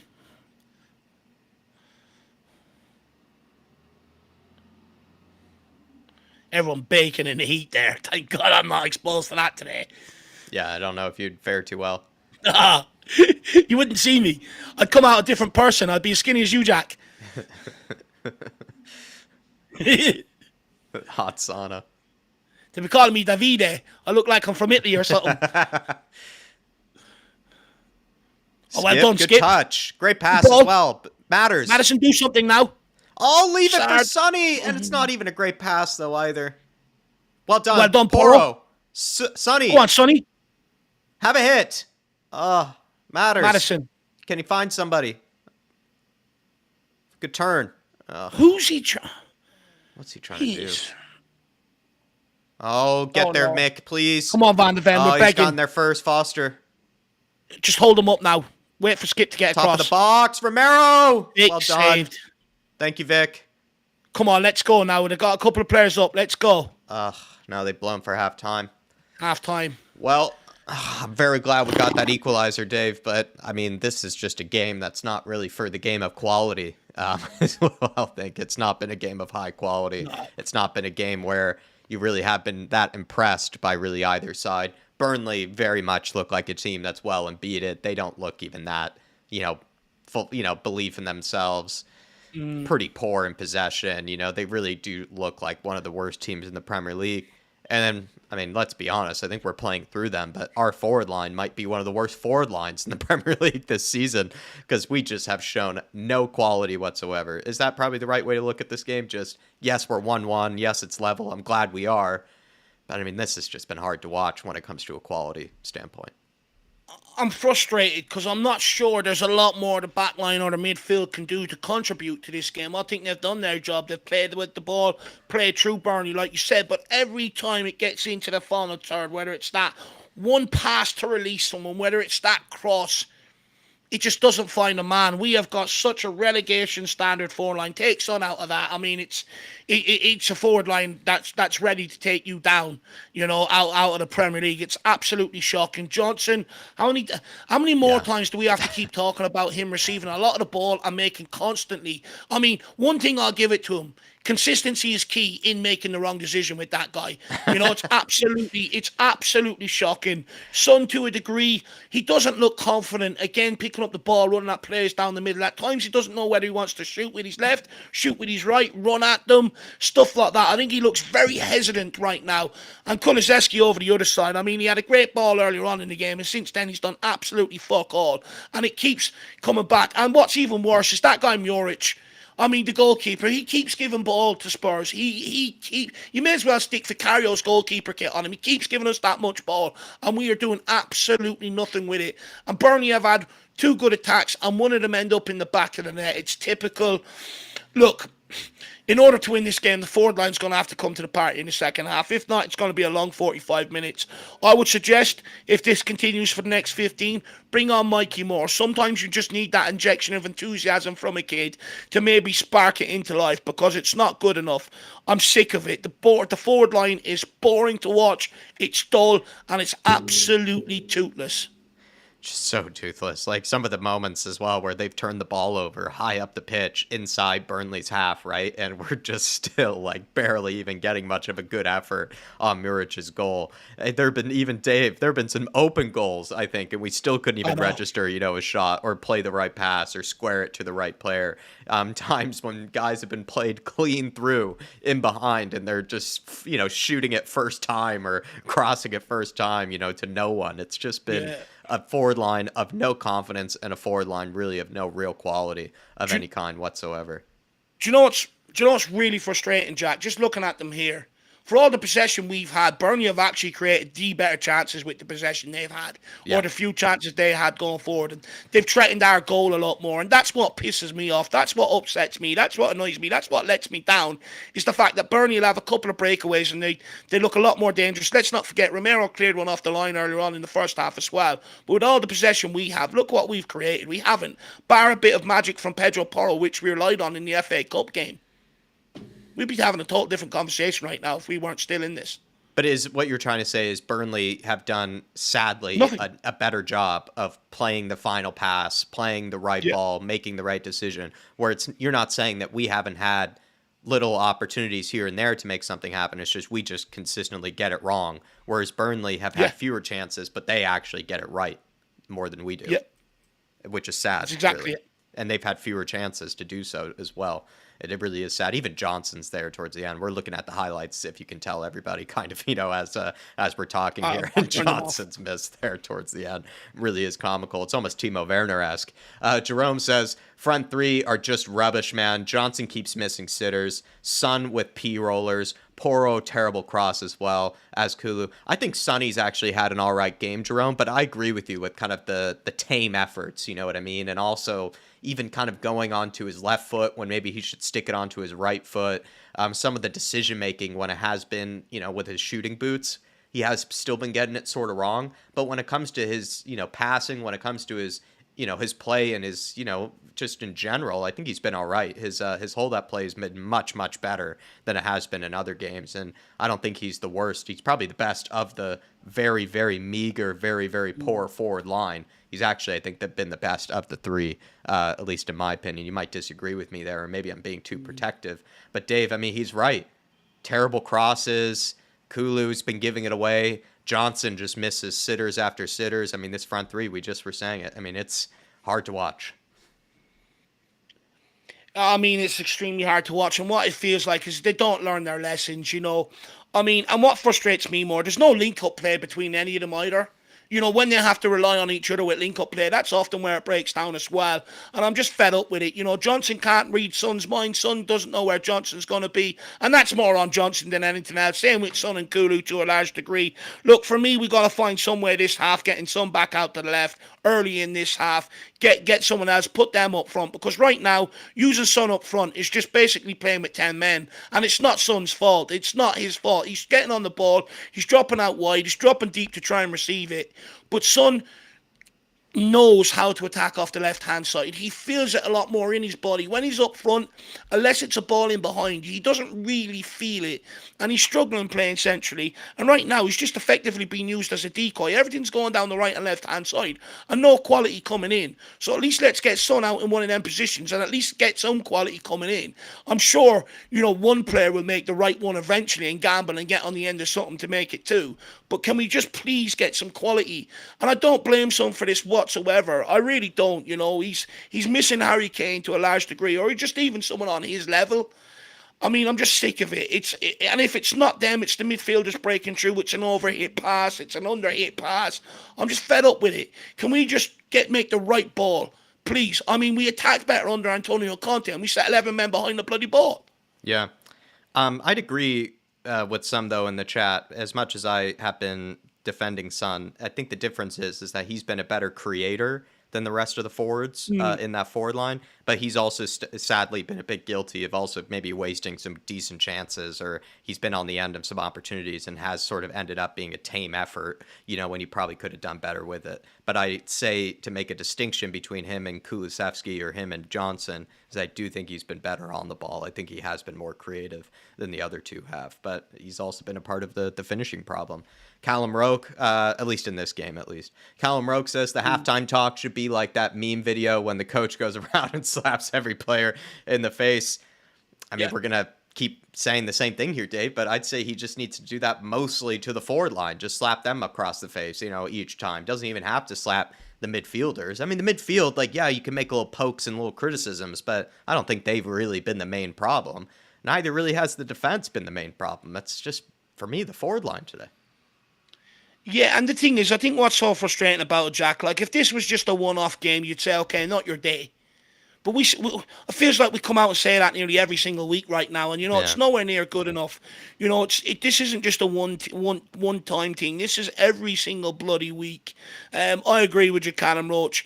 Look, I don't know why Ange keeps persisting with Brennan Johnson, but if I was him, he's made changes in midfield at halftime when it hasn't been working. I'd be very quick to make one in the forward line as well, and hopefully spark a little bit of reaction. But again, we're limited to what we've got, right? We're not blessed with great options off the bench. I'm relying on Scarlett to come in and find something he hasn't shown, or Mikey Moore to come in and have a fucking worldie of a debut right now. We don't have anybody else, and I think this is a part of the problem.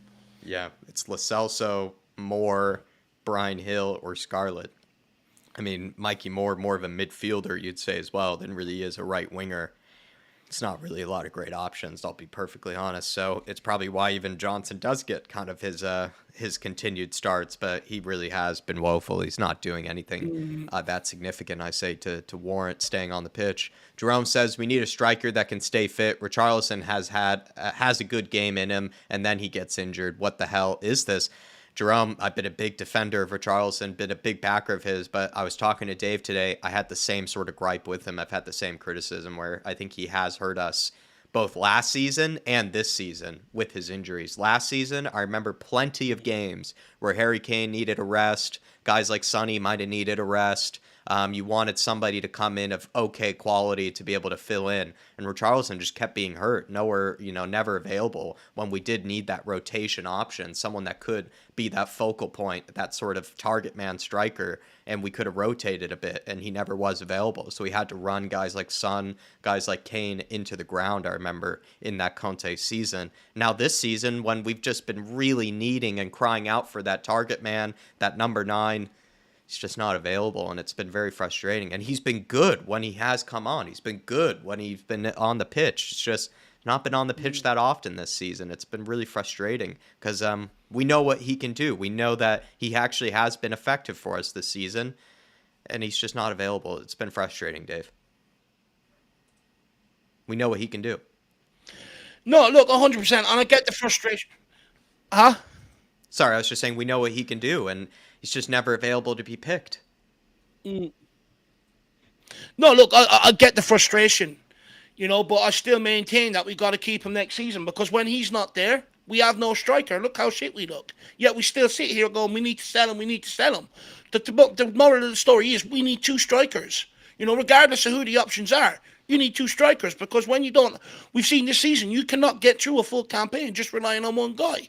And even more so when he's as injury prone or has as many problems around him as Richarlison does. So that's why I think you got to keep him. You got to bring in another guy that's more dependable, and then next season look at the Richarlison situation come the end of next season. But look, Jerome, I've been banging on about this in the summer when everyone said, look, it makes financial sense and everything else. Okay, I fully agree with all of that to a certain degree. That he wants to leave. Okay, fine. But I always made the argument it's going to hurt us, and we need to replace him. We need to replace him adequately. I had most of the fan base telling me Gift Orban was the guy. Where's he now? We have to realise, this is what I keep saying. We underappreciated what Harry Kane brought, and now we're all sitting here moaning that we need a striker. I predicted that this would happen in the summer. I said everyone would be moaning to me by the end of the season that we need a striker, and here we are. So hopefully now we can go out and get it done this summer, but I'd argue you still have to keep Richarlison. There's frustration as it is. You need two strikers at this football club. Yeah. This forward line, that's been the big problem for me in this game here, everyone. I could, like I said earlier, I could make maybe individual critiques of guys like Madison or maybe even Asar or Basuma, but I actually think they haven't really been the main problem in this game. Even Madison, someone who we've been critical of recent in games, Dave, I think he's had a better game than he has in others. I think he's been more influential. He has tried things more, and it's really just been I think sometimes a lack of movement from the forward line and also just a lack of quality. It's just that's what's really letting us down today. As much as I would like to point towards some of our usual suspects in recent games that we think have been letting us down, I think it's just very much on a couple of players here. Really much just on a couple of players. It's not really the whole team or anything like that. And isn't that what makes it hard? Isn't that what makes it confusing, at least, is you do feel like it's not collectively the whole team that's playing poor. It does feel like more of just a couple of players. Yeah, I think At least that's how I what see it. makes it frustrating. Like I said, there's not really much more the midfield or the back line can bring to this game. We're dominating possession. We're playing through Burnley handy enough. Ideally, I'd like them to turn over the ball a bit quicker and Burnley have it. But this one's all on the forward line. Look, Brennan Johnson, he is a guy that Postecoglou picked, and he's not delivering. Kulusevski, look, people will maybe put that under the Postecoglou camp. But let's be honest, that deal was already done between the two clubs before Postecoglou even signed on the dotted line. That was already going to happen. So I don't put that one on him. But I just hope we realise that we need a focal point over this course of the summer, and I would hope that everyone's been working on it. And like I said, Jack, what options do we have? We're hoping that Mikey Moore can come off the bench and produce a worldie. You're hoping Dane Scarlett can come off to produce something that maybe he hasn't shown in the few minutes that he's been given and stuff like that. We don't even have the options on the bench to change it, so I think we're just going to have to sit here and hope that one of them turn up in this half. Yeah, I guess so. Do you think he can make quick changes at halftime here, Dave? Can he pull someone off in the forward line? But we brought up earlier, right? There isn't that many options. We do have a very talented Mikey Moore. Is it appropriate to bring him in a time like this? Does he really leave himself with no choice? What do you think? Look, I'm at the point, Jack. What have you got to lose, right? You keep persisting with Kudu and Johnson, regardless of the options we have on the bench. They're not doing it. Mm-hmm. At some point, you just got to take that risk. Okay, it's a gamble and it might not work. But how much shit do you take before you decide, I'm not having this anymore, I'm going to take a gamble? You know what I mean? No, absolutely right. Things look like they're getting close to being kicked off here, everyone. Let us know how the rest of this game is going to unfold. I've not been that impressed by Spurs for the most part, but I do feel like we can still see out a win here. I think the 2-1 that I originally predicted is still well and truly on. 3-1 would be amazing to pick up 2 more goals from here, but it's not really been the most impressive of first halves from Spurs. It's not been totally terrible all around from, from first to 11, from, the goalkeeper all the way up to the forwards. But Yeah, it's not been a half of real quality, I'd say, and Spurs have not shown to be that much better, I think, in terms of quality than Burnley in this game, which is sad to see. But yeah, if I'm going to keep my happy clapping bone here, perhaps the 2-1 that I predicted is maybe still on here. Do you know what, Jack? A couple of weeks ago, I would have said, look, second half, we know we'll turn up for at least one half, but that hasn't been the case for quite some time. So let's wait and see how we get on this half. We are on the way here. Muric goes long. Romero It'll be wins that. entertaining to see what goes on here, everyone. Be entertaining. It's not as rough of a roller coaster as the recent ones have been, but we're not clear through. Let's see if we can have a convincing second half, though. Let's get over the line. Let's pick up 3 points here, everyone. I just want to see us lighten up a little bit, play some free-flowing football. I hope we get to a 2-1 win, Sava. I'll take anything. I just want to get over the line at this point. I don't want to be humiliated anymore. Free kick to Kulu. We'll have that. Interesting. Is that Kulu gone out to the right and Johnson to the left for the second half? Yeah. That's a switch in the wingers. No changes, though, from Ange by the looks of things. Just going to see if I have a drink in my fridge, Jack. Give me 1 second. I'm dying here. Looks like Charlie Taylor was grabbing a big handful of Kulu there. No idea. I was hoping to have water, but I'll take the Mrs. Can of Diet Coke. I'll probably get in trouble for that later on. In the doghouse later. Heard it here first. Yeah. Be sleeping on the couch. Porro, free kick. Vision. Can you whip it in? Can you whip in a good one for us?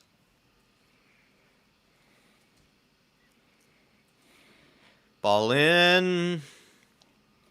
Sar tries to get it. Oh! Yes! Oh! Who's that taking off? Van de Ven or Kulu? I forget who won it. I think it was Romero who won it, and then it went behind, the Burnley backline, and it was Johnson who was there at the end of it. Yeah. Why has Maddison been given a yellow card? Screaming like a little girl.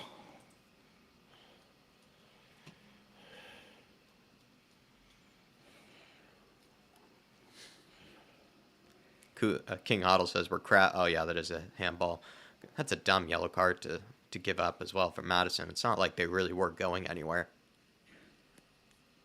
Not very clever from him.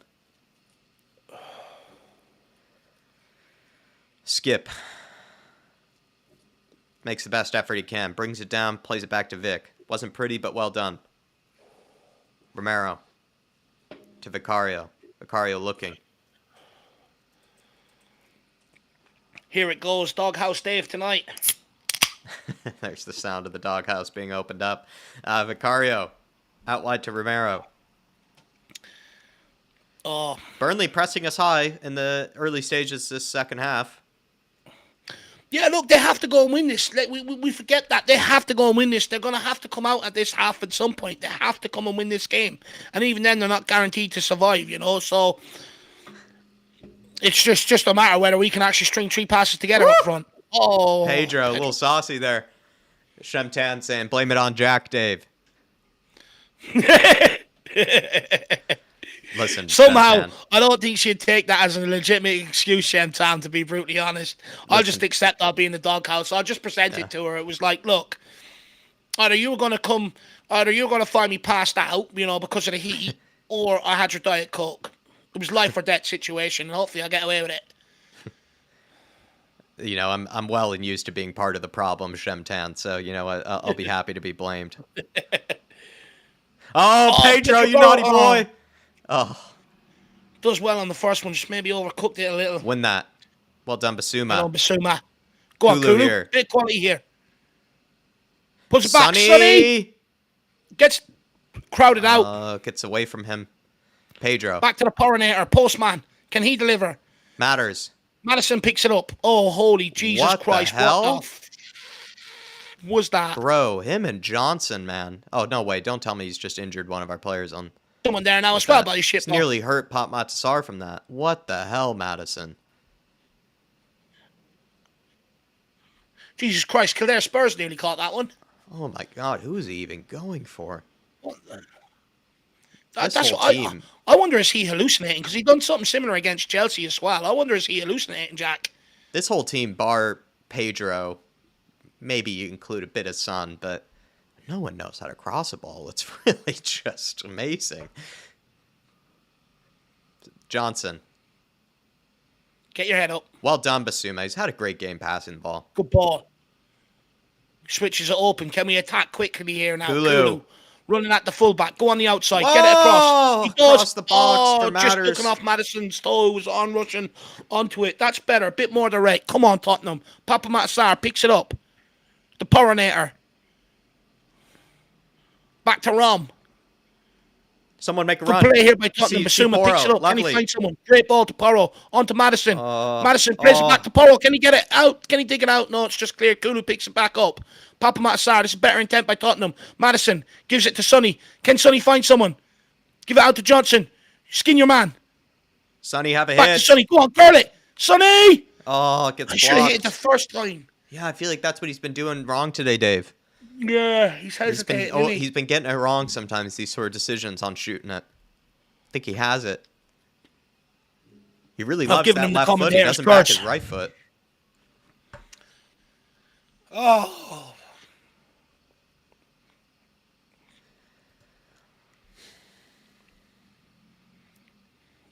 Madison with the two hands up. This is obviously a pre-rehearsed routine. Goes to the front post and no one is there. Well done, Sar, though. Wins it. Porro does as well. Break, Don't let though, them for catch Burnley. you on the break. Nearly every Well man. done, Rom. Good ball. Kulu. Who played that one? Porro. Go on, Kulu. Well done, We'll have Kulu. that, thank you. Good, keep it in.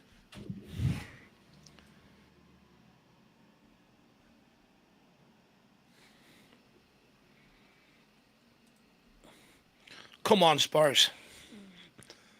Pedro Porro with the throw in deep in Burnley's half. Can we do something with it?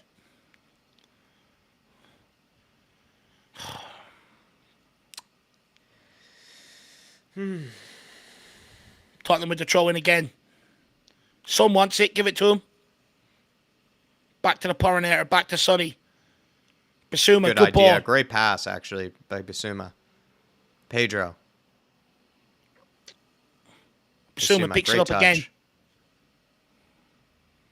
Get it switched quickly. Romero. Van de Ven. Van de Ven.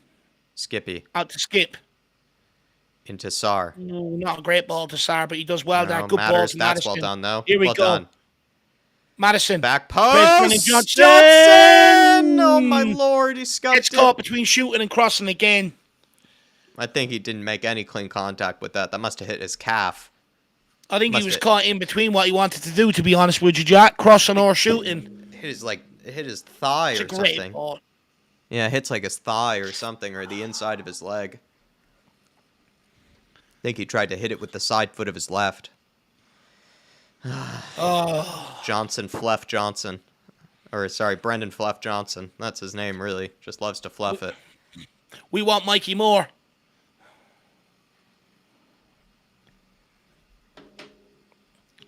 Back to Vicario. Mickey. She's may turn me fan off. Sounds like it's going to blow up. Vicario. Oh, risky. Basuma has it. You can't lose it there. Find someone. Good ball. Suma. Oh. Okay, get Nice turned cool now ball. matters. Right, get turned. Let's go with some pace here. Come on. Speedy, speedy. Wakey, wakey. Quick, quick. Johnson. Johnson. Cuts inside. There you go. Madison blocked. It's blocked. God, why does it always get blocked for us as well? Well done, Sar. Well done, sir. That's not a free. Play him. He's a baby. Oh, you have Johnson. Madison. Sonny, Out to please. Sonny. Now you've got space. Go on the outside. Get one across. Porro. Pedro. Oh, Oh, please. what Hit it the- across the 6. Hit it across the penalty area. Yeah, cross it like. Jeez, greedy Pedro, fucker. man. I appreciate the goal you've scored, but he's also made some poor decisions today. Yeah. Jeez, man. He's He's just had got to two go across the chances like box that there, where- Jack. Low and hard. He's had 2 chances today where Pedro should have done a lot better. I understand he, has scored the goal, but seriously, he's got to do a lot better here. No, you're right. That's just got to be low and hard right across What's he the goal. doing? You have It's to all get that Tottenham, right. though. If you're going to go for that as well, you have to get it right. Oh, Skip, Oh, no, poor Skip touch. gets picked. This is what they've been waiting for. This moment, Burnley. Well, he gets Skip a yellow pulls there. him down. It's Cynical the moment from they're Skip. waiting for, and it's there as long as we don't take a chance.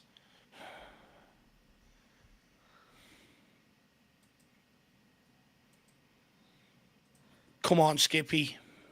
Don't cost us today.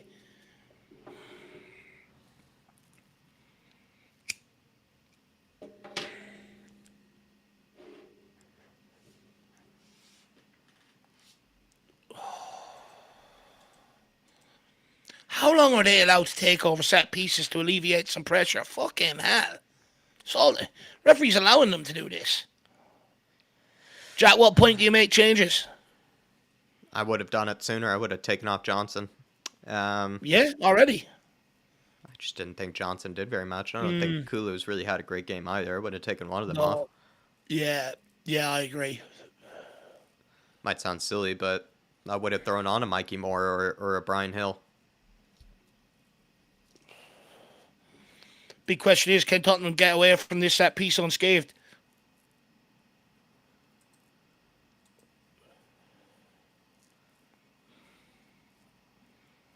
So delivery towards back, but Vicario claims it. Can we get a quick breakaway here? Vicario throws it out. Who does he see? Finds Kulusevski. Kulu. Out for a throw-in. We'll have a free. Dropkick Your Teacher says, Eze and Elise are a necessity this summer.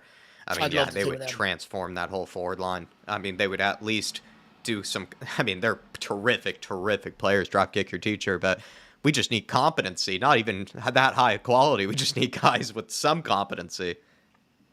I'd love either of them, to be brutally honest. I'd love either of them. I really like Elise, especially out wide. Cross the ball with the outside of foot, inside the boot. I think he's a fine player. Eze, another one. I like him. Go on, hand. Palace, 100 million this summer. Oh, no, there's a B. I'm not a fan of them. Thank God that's gone. Oh, no. Who loses out there? Giving away. Don't give away a penalty. No. He's got in his shots. Huge chance there for Odebear. Blocked. Or saved. Gone out for a corner kick. Huge chance for Odebear. And this is all Burnley want. As long as they don't concede the other end, they're just waiting to pick us off.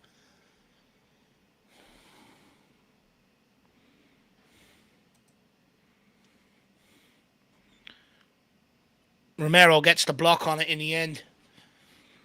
Burnley corner kick. We are so vulnerable from them. Can we clear it? Can we clear our lines? Looks like it's going to be an in-swinger. Cullen just free there to get on Vicario if he wants as well. They've got O'Shea queuing up there to get on the end of it. Oh, it's a free header. It's back post. It's a free header. O'Shea as well with the free header. Gets the cross in. Another free header at the back. Again! Oh! Vicario, what a save! Or is it not? Off the top of the bar. Did he save it? Off the top of the bar. Oh my gosh. Holy shit, we got away with that. Who got Another up there? Header Papa gets out. He doesn't even jump. What is our problem with jumping? Why do we hate it? Just over the bar. We hate jumping. Yeah.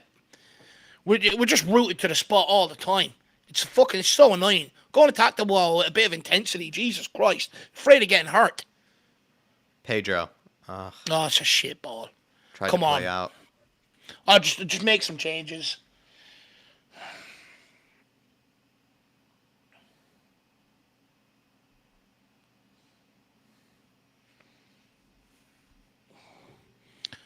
It's a free.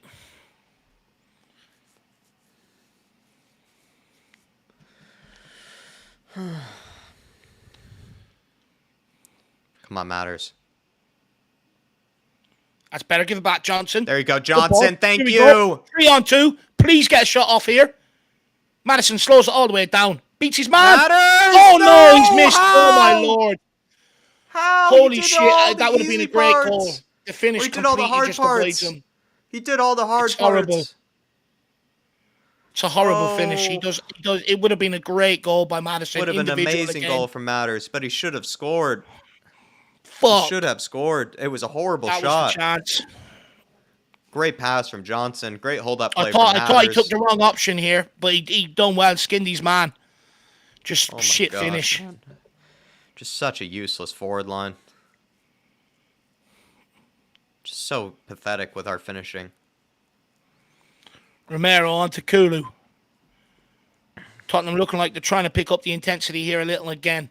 Onto Basuma. Basuma out to Sonny, who drops deep. Can Sonny make something happen? Pedro. Out wide to Porro. Basuma, well Basuma, good done. ball. Go on, Kulu, get turned. Go on the outside. Oh, Too moved it hesitant. quickly, You should got to Basuma. pick one and go. Basuma's had some great one-touch passing and two-touch passing. Yeah.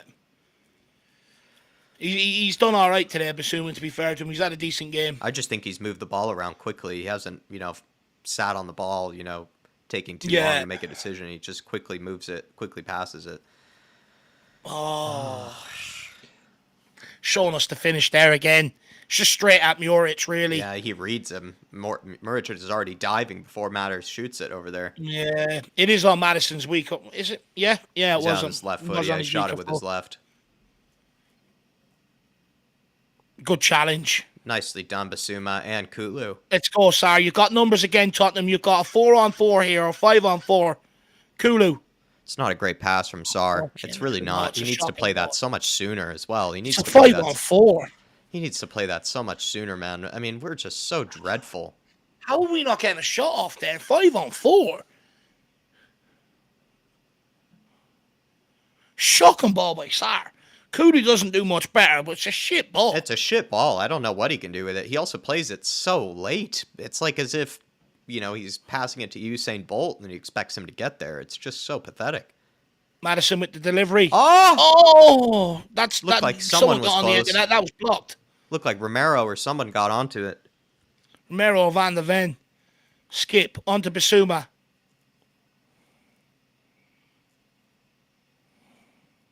Pedro. Well done. Good Plays ball. out from under pressure. Tottenham have numbers going forward here again. Kulu on the ball. It's another one. He's got Madison and Porro. Play Porro! Fucking hell. Just play Take Porro! Kieran Johnson off now. Just get on Gilmore at this point. Just fucking do it. Oh my lord. I can't tolerate this. Kulu and Johnson, man. Anymore. I can't. Kulu and Johnson. Keep my eyes They're open. so pathetic. Burnley have better wingers than us, it feels like. Burnley have better forwards, it feels like. What we have, they've created more havoc than what we have. We've had 5-on-4 situations. We still can't do anything. It's really, really shit from Kulu. But that just sums up the game in general, though, for us now, Jack, doesn't it? You got two good options, and we still put the ball out for a goal kick. Doesn't find any of them. I mean, that just sums it up in general. That's today. what I was going to say, exactly. Or for a long period of time going forward. It's not like we're at most situations where you really only have one good option. Like, he has two very good passes on there. Kulu can't play either. It's just that. It's sad.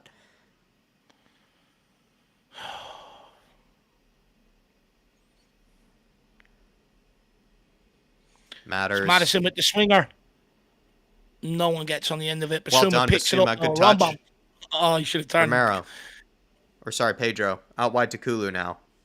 Takes it down the right side. That's just not another shit ball, please. Oh, my lord. That's such a shit cross. We cannot play anything well. Take him off. We don't know how to play a good cross. We don't. Dave, we need... I've had enough. We need like Dwight McNeil, summer training camp or something. Like, we need someone who knows how to cross a ball in the Premier League to come take an internship or something at Spurs and teach these guys. It's so sad.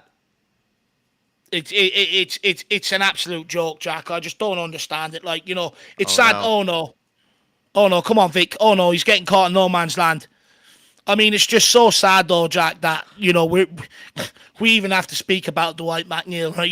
He crosses the ball better than any of these players, for sure. Well, he's a great crosser of ball, but what I mean to say is like, these guys really do need crossing lessons. I'm not kidding. I agree. Serious. They're really concerningly poor. Well done, Matters.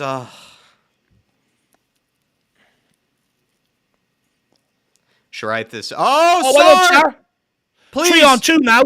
Please. Oh, it's cynical. I mean, we've done the same thing 2 or 3 times, so I can't really much blame. Yeah, Skip done it a few minutes ago. I think we've even had another player do it on our team. But the thing is, he's on a booking now. Run at him.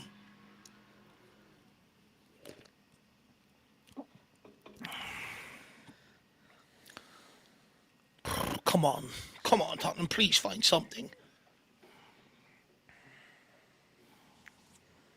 What can Spurs do?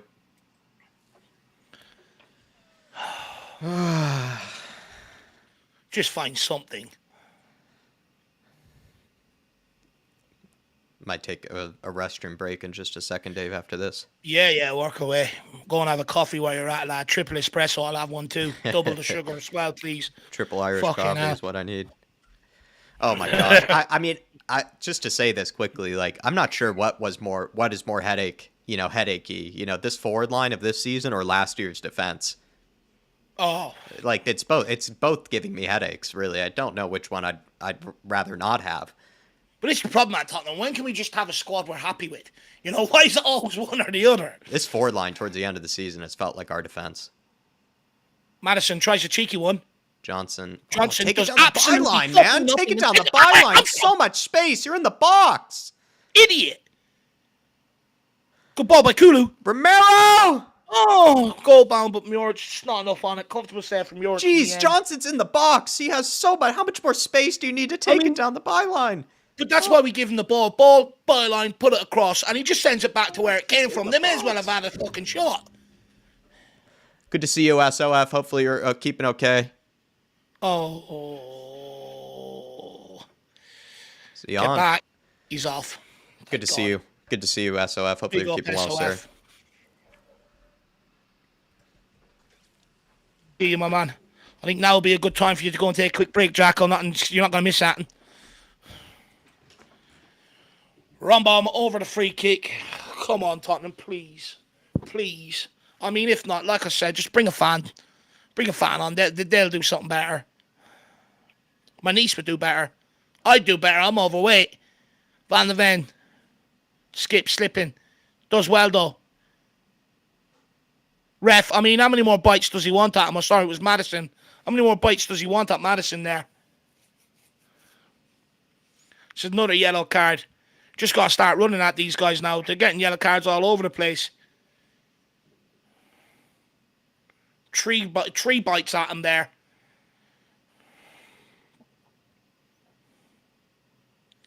Brun Larson booked.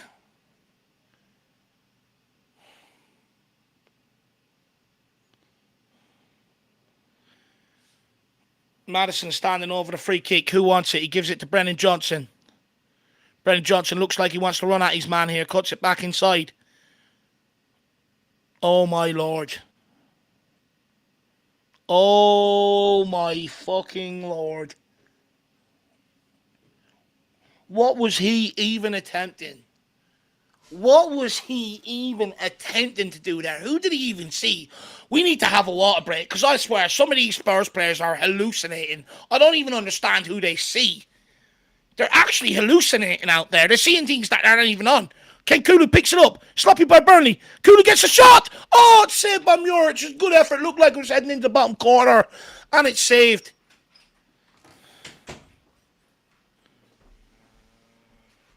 Oh, not a good opportunity. Looked like it was sneaking in. Burnley being pressed there again in possession. Kulu picks it up, cuts inside, gets the shot off. From the angle I seen, it looked like it was bending in. It was actually straight at Muric. It's a shit effort. I'm just looking at that last chance there, Dave. It looks like Kulu maybe could have scored Sonny. Yeah, maybe. Maybe he could have. Just came in to see it.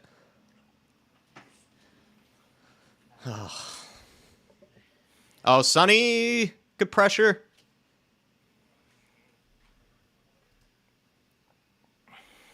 Win that.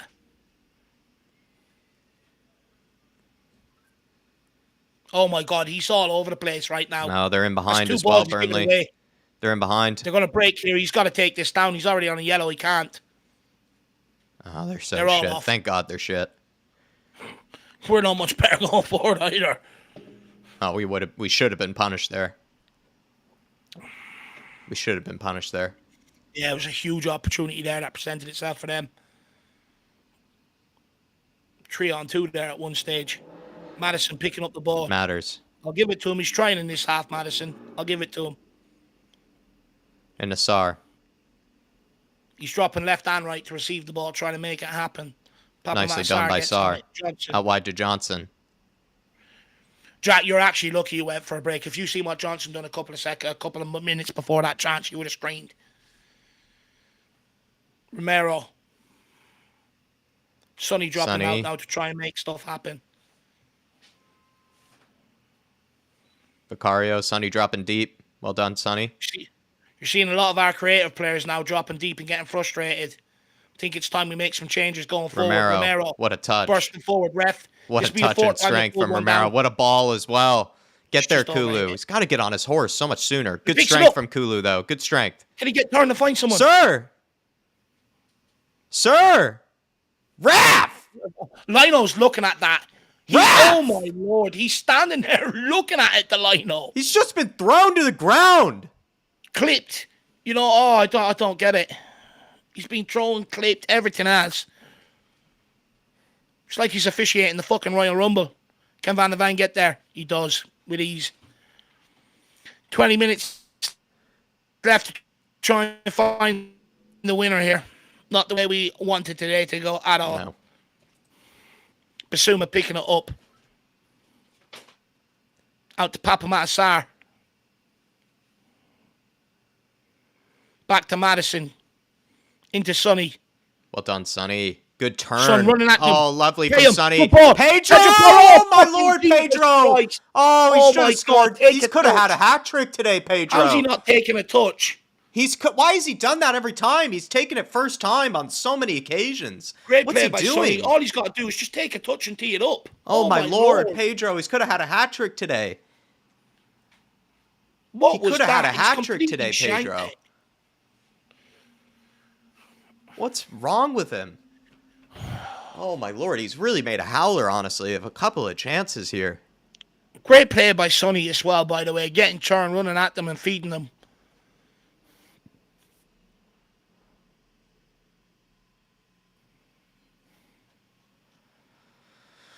Oh my Lord, how? Pedro, man, so much better. Need to be so much better there. Oh, Burnley, they've broken through us here. Pedro, look out on your right. Got to get out, Pedro. Larson, top of the box. Basuma, what a tackle. What a tackle. What a bloody tackle by Basuma. Very brave. What a tackle from Basuma there. Got to make subs now. How's Ange not changed one of them in the forward line by now?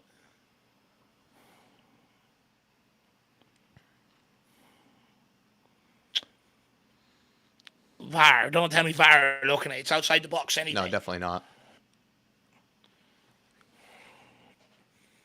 Come on, we just got to find one piece of brilliance. Surely we have one more in us before the end of this game.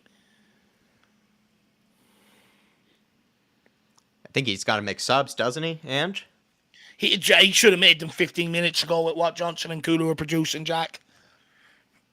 I mean, look, don't get me wrong. Gill's not the answer. Mikey Moore's not the answer. But when do you take the gamble? How much shit can you tolerate? Yeah, how much worse can it get? That's it. That's exactly it. How much worse can it get, right? I mean, Johnson and Kulu's levels are so shit. Like, can really Brian Hill and Mikey Moore obviously aren't rated very highly either. Or Mikey Moore, we know we do rate very highly. But point being is, can they really be playing that much worse than Johnson or Kulu have? I'm not sure. I'm really not sure. Well, I mean, the reason why we've had Mikey Moore up training is because they've obviously looked at the options with the injuries and stuff and deemed him to be the best option outside of what we've got, right?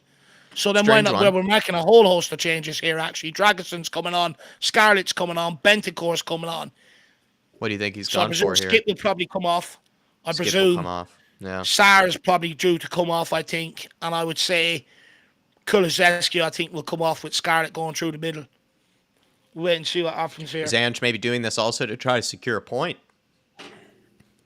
No, he's going for the game. He's making changes. I think Van der Ven will go out to left back. Skip has been a bit erratic in possession the last few minutes, yeah. So one of them's gone out to left back, Van der Ven or Dragusin. You hope that Johnson's being taken off or Kulusevski. Yeah, Van der Ven's gone out to left back. You can see Dragusin pointing at him there. Kulusevski's come off for Dane Scarlett, which means Johnson will go to the right, Son will go up front, Dane Scarlett up front with Son out to the left. Come on, Dane. And then who's come off for Bentancur? Basuma. He's had a good game, Basuma, I think. He's had a brilliant game, actually. Thought he was very tidy Well, today. he's had a good game. I wouldn't say pretty. He's been good. He's been very good in possession and out of possession, actually, today. I thought he was very tidy. Bentancur with the head shave, Jack. Yeah, I like it. Matters. Maybe he can provide that spark that we need. Maybe so. That little bit Can of we get a late je ne winner? sais quoi. Can we get a He late does have winner it in from the him. Benton class? I like to see what Dane Scarlett can do, though. I mean, again, like we just said it, right? Anything could be better. Anything could be better. Let's see what Dane can do. Look, Can he like get I on the said, end of something? Bit of it's not space ideal, here. but it's where we're at right now. Bentancur finding himself lovely space. Someone Madison, just needed to out make to a Sonny. run there. Sonny, great Good pass. ball by Sonny. Defend, Van de Ven gets defend! across. 3 players there, Oh. and Muric just gets to the end of it. That's much better already. Much Sonny. better already. Megs, whoever that is, I believe, with this pass. Good play by Bentancur. Sonny, great ball, Oh, by the no. way. Great. And it just plays it down the line like he should. Well done. Win that, Porro. We'll take that. That's ours. Get on with it. Multi-ball system. Someone coming to midfield. Someone show for him.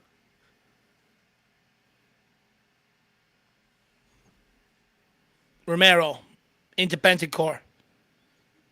To Dragusin. DYT. It looks like Dragusin came on, as well as Bentancur, and then Dane Scarlett. Those are the 3 subs. Yeah, so Dragusin's gone to centre back with Van de Ven going out to left back. Basuma's come straight. Bentancur's straight for Basuma, same position, and Dane Scarlett's come on for Kulusevski with Johnson going out to the right, and Son going out to the left. Can we get people up with Brennan Johnson here? Can we get a quick throw going? He does. It's a good one. Oh, Dane Scarlett just couldn't get it under control. Romero mops it up onto Pedro Porro. Second ball on the fucking pitch. Who did that?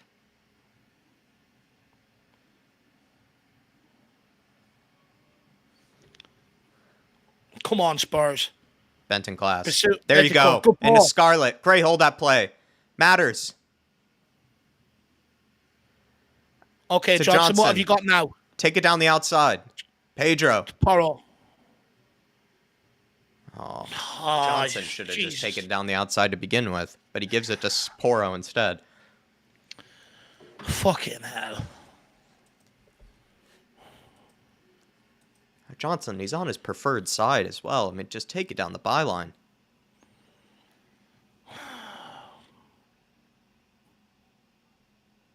There you go. Come on, Sonny. Go on, son. Go on. Cuts it. Can he square it? He Yes! does. No! Oh, no! No! Who's missed that? Johnson! Oh, No! my Lord, please. I'm oh, done, my God. He's man. practically I'm on the done. line. He is on the line. I actually don't even understand I'm how he's done. missed that. What a ball by Sonny. Gets on the ball. Skins his man. Goes on the outside. Gets the ball across. No, Oh, I'm how's done. I'm Johnson done. missed? I'm He's 2 done. yards out. I'm done. No, I'm done. You get him out. He's useless. Oh, no. He's 2 yards out. Scarlett! Oh, this is so painful. That was the moment. What can Ange Bentancur do? back to Johnson. Pedro into Scarlett again. Oh, it's bouncing off of him. Oh, Oh my Lord! How What can did Ange do, Johnson man? miss? What can Ange do? What can we do? It's just useless. Just Kulu and Johnson. Honestly, both of them this summer, major questions need to be asked. These Yeah. guys are just useless.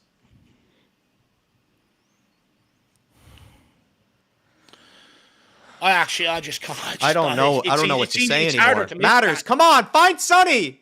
Shit touch. Oh my Lord. He has shit Sonny in touch. behind. Romero. Johnson. Onto Johnson. Get Johnson, your head go up. now. See Go. Sonny. It's a 4-on-4. It's a play. Romero. Romero takes it on himself. Gets it There you across. go. Oh no. Sarah saved. Romero. No, please, one of you. Oh my fucking God, please. How have we not It's scored? torture. This is torture. Oh. How? How does Sar not finished? How is How Sar have not we not finished that? It's scored set there? up in the middle of the box. Romero probably should have shot there. Oh, it's a he's save. read it. Oh, Sar, it's not a great finish. He's so easy to read. So chances easy are to coming. read. Can we take one of them? Can we keep God. creating chances now? Porro. Deflected. Burnley with the ball now. Porro. It's gone out for a throw-in. Oh, Jack. I how don't know we what to not do scored one of anymore. them? I can't do anything with this forward line. I'm done. Kerry King saying I could have scored that. Kerry, I think you could have probably had a hat trick today if you were out there, Kerry. I mean, it's look, the Sarr one. Get the Look, Spurs he probably ladies out should have there. scored. Spurs ladies He should would have have probably. scored, but I mean, the Johnson one, 2 yards out. Oh my lord! Get Beth It's England actually, out there. it's harder to miss. It's harder to miss that than it is to score, and he's done the impossible. Honestly, we'll see much better finishing from our Spurs ladies tomorrow. I guarantee it. We'll see much better finishing from them. This is just embarrassing to watch. This is embarrassing. You really start to question whether these guys are actually at Premier League level. This is just sad to watch. Don't do too much. You've done the good part now, Porro. Just deliver it. Matters. Good ball into Madison. Madison out to Sonny. This is where we want him. Let's go, Sonny. On the outside again. Doing well, Skippy Sonny. bop. So he's got it lost behind him. It's okay, though. Sonny. See Bentoncourt. One of them. Play Madison or Bentoncourt. Van de Ven. Oh, man, this is such torture. We won't get a better chance than that. We just won't. Which one, Dave? I think we had 4. Johnson's. I think we had 4 in that space of 2 minutes. Johnson's is 2 yards out, back post, open goal. It's the best one. Johnson's, SARS. I mean, Johnson's is far worse. But I can't even believe Sarr couldn't finish that. I mean, it's just set up for him. It's just I agree, unbelievable. It's unbelievable. You know, SARS is about 14 yards out. Johnson's is 2 yards out, open goal. Johnson's is inexcusable. I agree. Kenny. Oh, Mickey Van de Ven! Mickey Van Van de de Ven! Ven! Oh my God! What a goal! What a goal! Mickey Van de Ven! Hey, Mickey! What a goal! Oh, my man, hey, Mickey! Hey, Mickey! Mickey, show us how it's done, baby! Mickey! Show us how it's done, Mickey! Woo! Please! Thank you! That's how you do it. Just get on the ball, take some players on, and I mean, Jack, what a fucking finish, by the way. What a finish! What a touch! What a finish. Wait for the replay. We'll run you through the goal. What a goal from Mickey Van de Ven. Mickey, thank you. Absolutely an unbelievable finish. We have got away with this today. 2 moments of brilliance. But what a finish by Van de Ven. Mickey Van de Ven and Romero, easily our best players this season by far. They are also our best forwards. He They're our beats one best centre back, defenders. beats 2. And then a great finish, composed, left-footed. It's absolute unbelievable. Oh, what a That's finish. That's a striker's finish. If Harry Kane or finish. Messi done that, people would be wanking themselves off in a dark room. That was What unbelievable. a touch. What a finish. What a touch. Oh, he tucks it in. Oh, he used the defender and everything. He's bending it around him. Honestly, Dave, I think we need to play Romero and Mickey Van de Ven up front. I think we need to just play them up front. They're better than actually our forwards. They are. I think we just need to trade places. I actually say release the Dragon, play Dragon and Emerson or something back there, and we'll just put Romero and Van de Ven up top. I think that's our only solution at this stage. Oh, we have a better chance of winning games. Absolute goal. Yeah, our defenders are our best finishers. Oh, please, player squat. Please, squat. He's so open. Oh, my Lord. No, I'm done. Oh, Dude, Johnson. Please, Dude, Johnson. No, I can't with Johnson. I can't with Johnson. Sonny's as free as a bird. He's as free as a bird. And this is why I don't blame Sonny. I mean, he's in the right position. He's just waiting for that ball to come. That is pathetic. He didn't even try to get across. And again, Jack, he went for goal. It's an exhibition. And he's gone out to the fucking corner flag. It's an exhibition of uselessness from Johnson. It's just a clinic. It's a clinic of uselessness. Yeah. It really is. The guy actually... What not to do. This guy, I'm starting to question whether he's Premier League level now. This is just amazing to watch how shit he is. Bentoncourt, good play. Madison. Who does he release? Into Sonny. Releases Sonny. God, he's had a terrific game on the left here. Keep going, Sonny. So much better on the left. Running at them, driving them back inside, cuts inside. Oh, what a setup. Bentoncourt, tuck it away. Much better when Sonny's out there. So much more productive. Create a hell of a lot more. God, the difference between him and Johnson on the left is just night and day. I mean, Johnson's playing on the right and with his right foot, and he still can't do anything. Oh, my Lord. Tottenham with the corner kick here. I'd say get Mikey Moore on Son for is BJ. fuming with Brennan Johnson. He is having a pop at him right there. He's fuming. I think He's Sonny's dead right. I think Sonny's had an open goal like that probably 2 or 3 times, and it hasn't ever gone to him. I feel bad for the guy. Because that's the whole point of being a pacey player like him. A pacey player like him, you can just square it to. Oh! No! Romero! Romero with a rummy. Oh, Romero, what a save from Muric again. Oh. This is a crack James, save. if he scores, that's all 3 of our defenders. Oh, it's a crack save. What a save by Muric. Oh, my Lord, it is a brilliant save. What a Maybe header by Sonny probably might have been called offside for being in the way if it were to go in. But that's what makes it an even better save, actually. Come on. No, not a great cross. Need to go and close my window. My neighbour's blaring the speakers there. Pedro.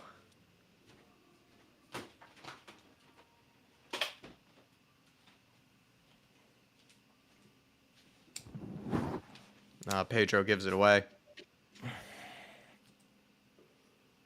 Sarr with a bad tackle.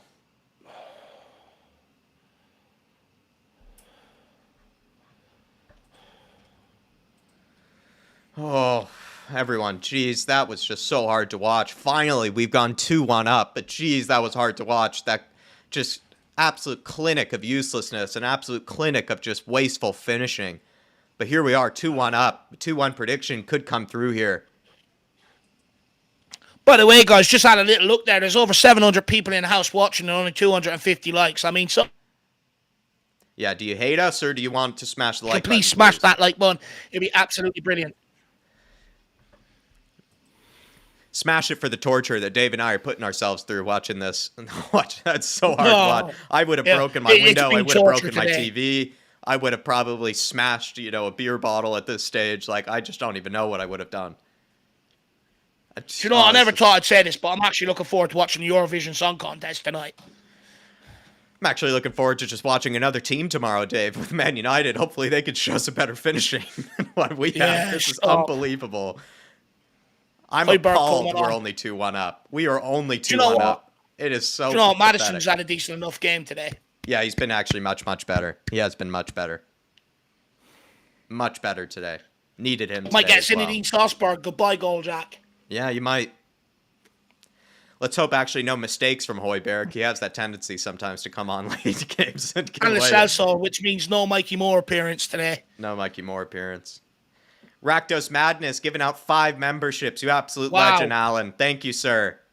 Alan, I look forward to our conversation Monday as well, my friend. And please, everybody, take advantage of his generosity here and come speak with us. The memberships have gone to Tyler, KM, David Ginola, Matthew Baker, and also George Cardaras. So all gifted memberships. So make sure some of them already have them. Make sure you thank Al for that. But I really appreciate it. And guys, that's another thing you can do to help support your boys and everything we do. If you want to grab memberships, great way to support everything that we do here over the Irish Hotspur. Small minimal fee every single month. Your boys are out here. Every single match day out here doing match day content. So if you appreciate it, why not grab a membership? Well done, Scarlett Dane. winning the free kick. Well done, Dane. Watch Burnley cry now because we relegated them. Cry more. Absolute legend, though, Rakdos. Really appreciate you, sir. Yeah, what a dude. And that's Team Tottenham goal, by the way. Get over and check it out. It's another ball over top. Oh, come on, drop for Scarlett. I'd love to see him score. Bentancur. Salzburg. Not sure what he's trying there, but... Did you get the I might have missed it. Maybe it was from Carl Knight earlier. Carl Knight, there was a super chat saying, at least the Zorro scored. I think Spurs will win this. Jack and Dave, you always do a great job despite the way the season has turned out. You guys do a great job. Carl Knight, we might have missed that from earlier. That's my fault. And I just want to say, if you're still listening, really apologize, but really appreciate your support, my friend. You're very, very nice to us. You're very kind to us. Yeah, I really do appreciate that, Carl Knight. You're too kind, my man. Look, it's hard. Do you know what? The last few years it's just been hard because I'm one. I love game day. I absolutely relish it, as you can tell, and just to be let down nearly every single weekend, it just annoys me. It lets, I get so much minimal joy out of the seasons now. It's hard sometimes, but I appreciate it, Carl Knight. Look, a win is a win. I'll be happy with it. Somewhat fortuitous, relied on 2 moments of brilliance, but I'm okay with it. I mean, what's this player gone down for? I'm not sure. Is there any contact? No, there's not, and he's now screaming because O'Shea's telling him to get on with it because they're in the middle of trying to stay up, and he's rolling around going mad. He's the dead right, O'Shea. Get up. We're not getting attention on for you. We need 11 players on the pitch. We're fighting a relegation battle. You're not getting a decision. Look at him. Nothing wrong with him. He should get booked, actually. But yeah, Carl Knight, that was on me because for some reason it just wasn't shown when I was looking through some of the super chats. It maybe just glitched or something and it didn't show it to me. But my apologies, and would have loved to have read that, which at whatever time that came out, I would love to have read that because it's what I was sort of saying towards the end of halftime there. Let's hope we can grab a 2-1 here. And I think Spurs have played very well to actually have done that in the second half. Created buttload of chances. It's just, we are just so pathetic in front of goal. I mean, it's appalling to watch. But Carl Knight, I think, in a very sloppy, very ugly way, I think, are deserved 2-1 up right now. In a very ugly way, deserved 2-1 up. Wasn't pretty. But you know how it is with these watch-alongs, Carl. Absolutely. If I'm a Burnley fan, I'm going absolutely ballistic at this Burnley player. He's pissed about for a minute and a half when they're trying to fight relegation. I'd be going ballistic. But guys, only 3 minutes left, so get your post-match game thoughts in, summaries in the chat. Anything you want us to discuss, do let us know. Van de Ven, good ball out to Sonny. Sonny running at Burnley again here. Goes on the outside. Oh, gets it back. Oh, no one there. Maybe he could have hit it across the... He made the wrong run. If he would have actually just held his position, it would have came for him for a tap-in. I think he made the wrong run, but maybe Sonny also ran out of room there where he couldn't hit it into the penalty area. He had to sort of go for more of a cutback instead of something across the 6. Sort of ran out of room. 2 minutes left here, Tottenham. Don't lose your focus. Yep. Or your discipline. 4 or 5 minutes left here. Oh, it's 6 minutes. I thought it was 4 minutes. Where am I going? I accused the players of going delirious earlier on, Jack. I think I'm hallucinating in the heat. Rudy Toot saying, we don't deserve anything, Jack. We've been appalling. Don't get me wrong, Rudy Toot. We have been appalling. I'd just say maybe Burnley have been slightly more appalling. Look. It's the battle of who's less appalling, I think, between the two teams. And I think maybe we have done a better job of at least trying to score goals here. And, it's nothing to be bragging about. It's nothing to be happy about. But I do think we are deserved winners. No matter how delusional it may sound, Rudy, we are deserved winners here. Look, on the balance of play, we deserve to win this game. But did we do it in the style we expect, up against a team like Burnley? We didn't. And not convincing. That's where a lot of the anger comes in. And look, to a degree, we did rely on 2 moments of brilliance, and we sort of have got away with it to a large degree, but we didn't help by missing absolute sitters and shit like that. We're just so shit going forward, and that's the big takeaway from this game. Huge takeaway. So shit going forward. Yeah. Look, I'll be honest, am I going to sit there a cheeky little smug tonight? Yes, because I like winning. Do I know I'm lucky? I also realise that. But look, sometimes luck falls on your side. You can't blame me because it wants to go on my side today. It's like getting, like a passing grade on a really hard test or something. You're not that proud of yourself, but you got the 60%. You got a D. You got over the line. You got the D. It was a D- performance. It just wasn't enough, and we got the win here. We're able to pass the class, Rudy too. We passed the class. Big up, son. I think he liked my analogy of we were just less appalling than Burnley. Yeah, I think that's how you look at it. Just the battle of who's less worse. Give it to us, Porro. We know you can hit them. Just keep ball now. It's all we got to do. 2 minutes left. Højbjerg. Oh, what a ball! What a ball! Johnson! Oh, my Lord. I'm not going to get excited anytime. I'm actually going to stop. I'm not getting excited. I'm not going to announce anything, anybody. You might hear a goal go in, and it's just because I'm just not going to get excited anymore. I'm really not. I'm losing all hope. I'm losing all patience. I've already lost patience, but now I'm just not even going to get my hopes up anymore. when he's played him behind like that. Great ball by Højbjerg. Yeah, unbelievable. Great ball. But do you know what? Even if people think we're just grating on Johnson and we have our preconceived opinions, right? Fair enough. But you still have to question between Arsenal, Chelsea, Liverpool, and today, how many balls has he actually squandered? Well into double digits, and I'm talking 20s, 30s here. Shocking. Don't make my head hurt. Oh no, ball behind. No. Van de Ven, Thank you, well Van de Ven. done. Woo! Match winner at both ends today. Yeah, absolutely. Man of the match. Oh, let's be safe here, boys. No need to be safe. Let's be careful. Please don't put egg on my face. Well done, Bentancur. What a Oh, tackle. Raf. Raf. That's shocking. Raf. Another free kick in a dangerous area towards the end of the game. Oh my lord, they love to test us. His team loved to test us. Why are we fouling? Yeah. Bentancur, why you headbutt him, Juric? Keep your head. We're 2-1 up. If he does something mad, I'm going to scream. Please, just don't do anything stupid. At least defend it. It's 96 minutes. Just all you got to do is defend this. Dragusin, be careful. Fofana, be careful. Come on, lads. Raf! It's overhit, Dragusin. Leave it go out, you idiot. Referee's giving a free kick to us. Oh, Like Johnson God maybe for that. earned it.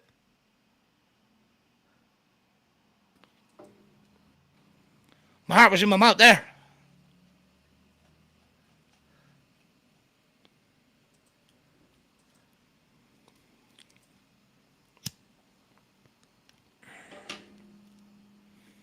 Come on, referee, blow it. It's got to be over.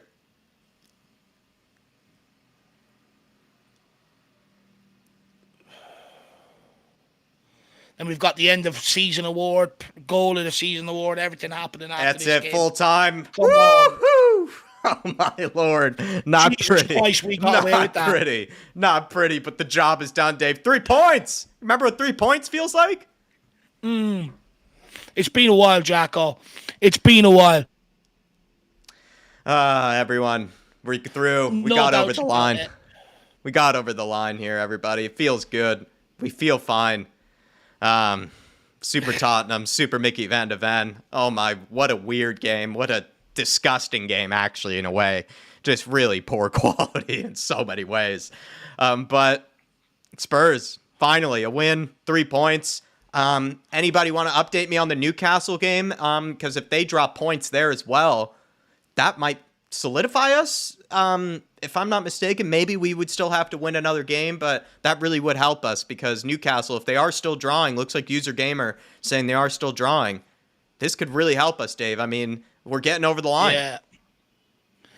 Look, by hook or crook, Jack, we're stumbling over the line. It's something that we failed to do last season to a large degree, which is maybe there's a little bit of a positive there if we're looking for one.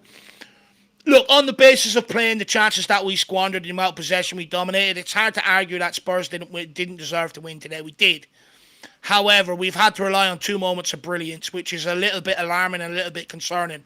But when you go through the period that we've gone through, being slapped by Newcastle, slapped by Arsenal, slapped by Chelsea, slapped by Liverpool, sometimes you just need to get over the line and find out what that winning feeling feels like again. And today we've done that.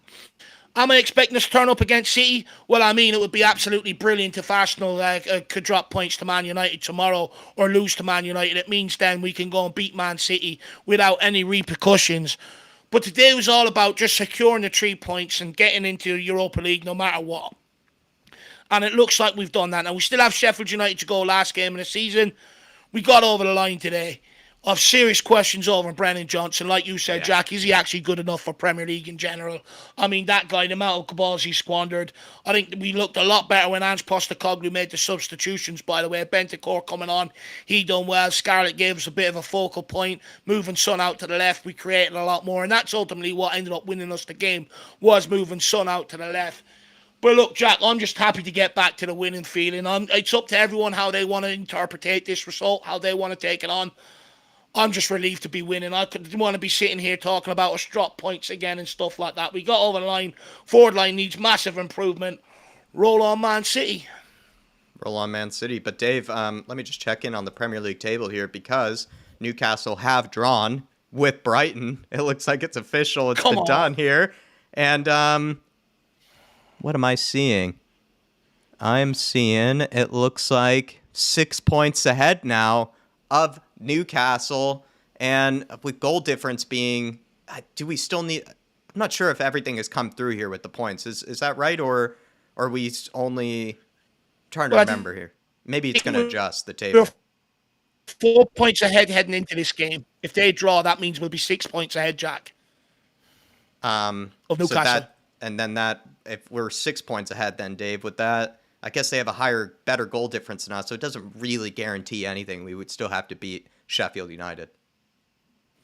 Yeah, well, look, they'd be looking for us to lose to Sheffield United, but even if we pick up a point in that game, they're already relegated, by the way.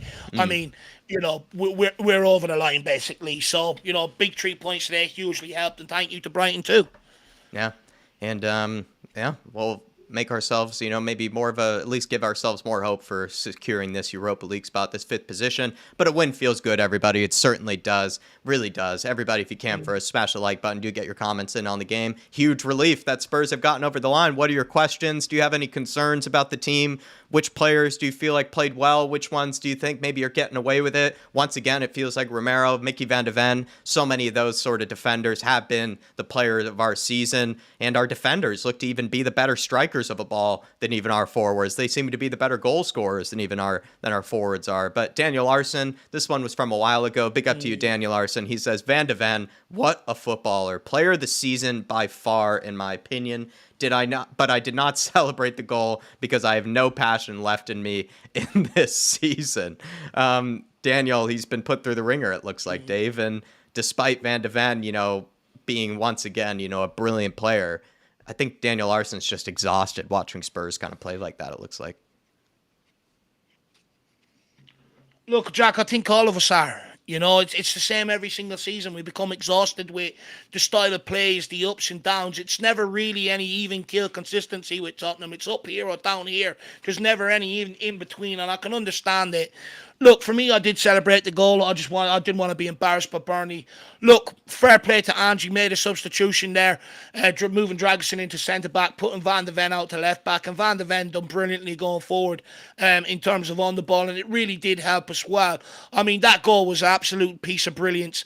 Somewhat fortuitous, Son made a run, sort of distracted the other centre-back, but, he beat his man and he was brave, right, Jack? He took a shot, he took a gamble and it paid off. And maybe more people could take a lot more from that guy. Not only was he exceptional at the back line, getting in behind, mopping things up today with his pace and stuff, but then he also goes us and wins the game. I'd argue won us the game at both ends of the pitch today.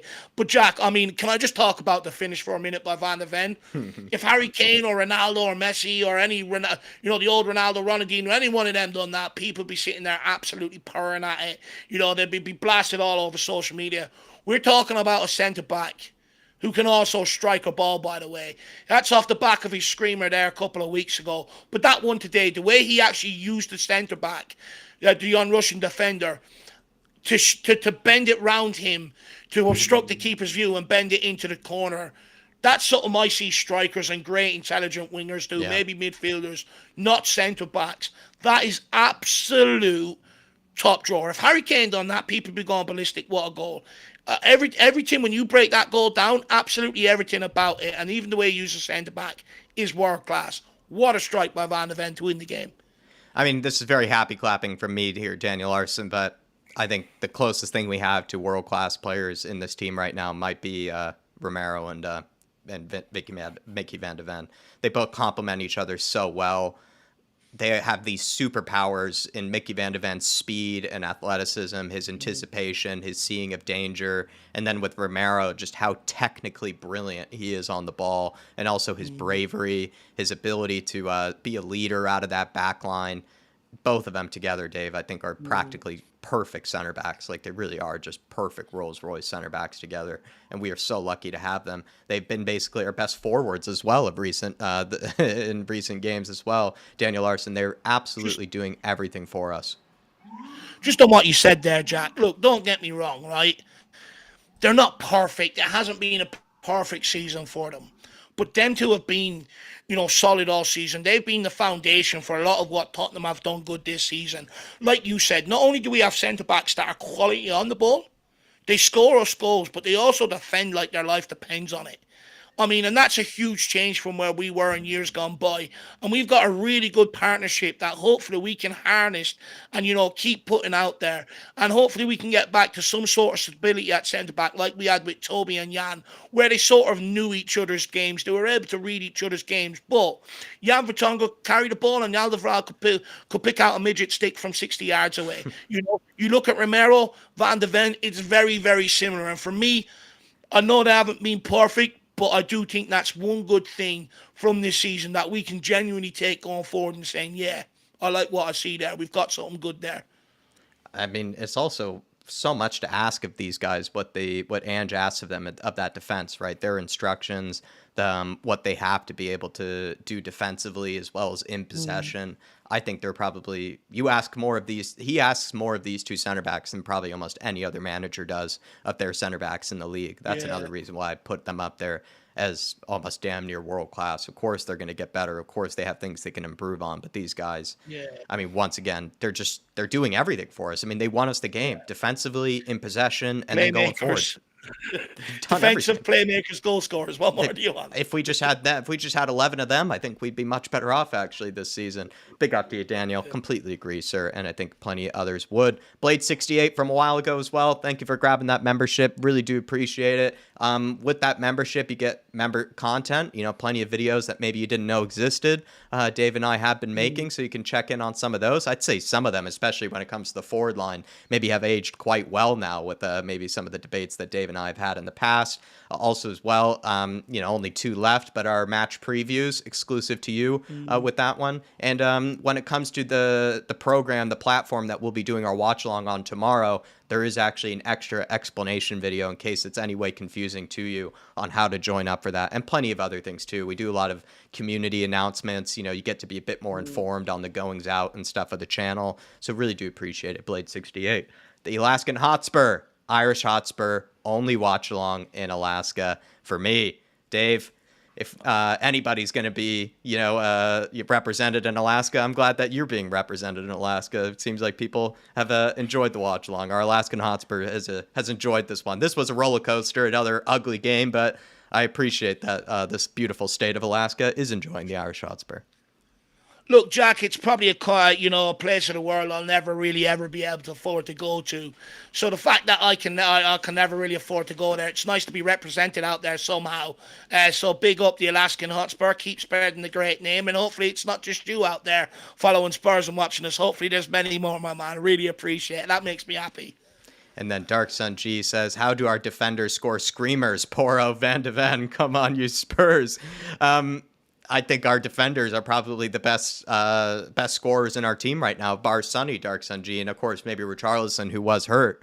But really, I think Romero would be doing a better job than what Kulu and what Johnson were in front of goal. I think if you put Romero in some of those situations, he would have had a hat trick, even with Van de Ven as well. The finishing that these guys have shown towards the tail end of this season, clearly they have been kind of getting annoyed with some of these forwards. Like they're just like, let me just do this myself. I mean, we've seen that with Van de Ven, Dave, with that goal he just scored today. The other one where he absolutely belted it into the back of the net. He just sort of said, I'll just do this myself. And then Romero in the North London Derby sort of did a version of, I'll just do this myself when it comes to the scoring. I mean, are they getting a little frustrated? Do you feel like that's why they're probably, just taking it on themselves to score these goals? Do you think they're getting frustrated? 100%, and there's no more worse indictment of our forward line, the fact that our defenders are the ones stepping up, not only helping us keep the score down at the other end, but also going and winning games, and it's been like that for a large part of this season, and there's been a lot of times they've stepped up this season, Romero, Van de Ven, Porro, Adoji to a degree at times and stuff like that, so it's probably a bad indictment of how bad, or a good indictment of how bad our forward line is. But what I love about Romero and Van der Ven, they are frustrated with everybody else, and it is getting to the point where it's like, look, I'll just do everything.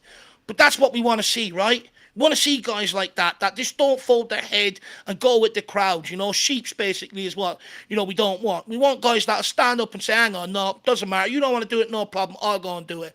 That's what I want. That's the way a fan wants that jersey to be represented.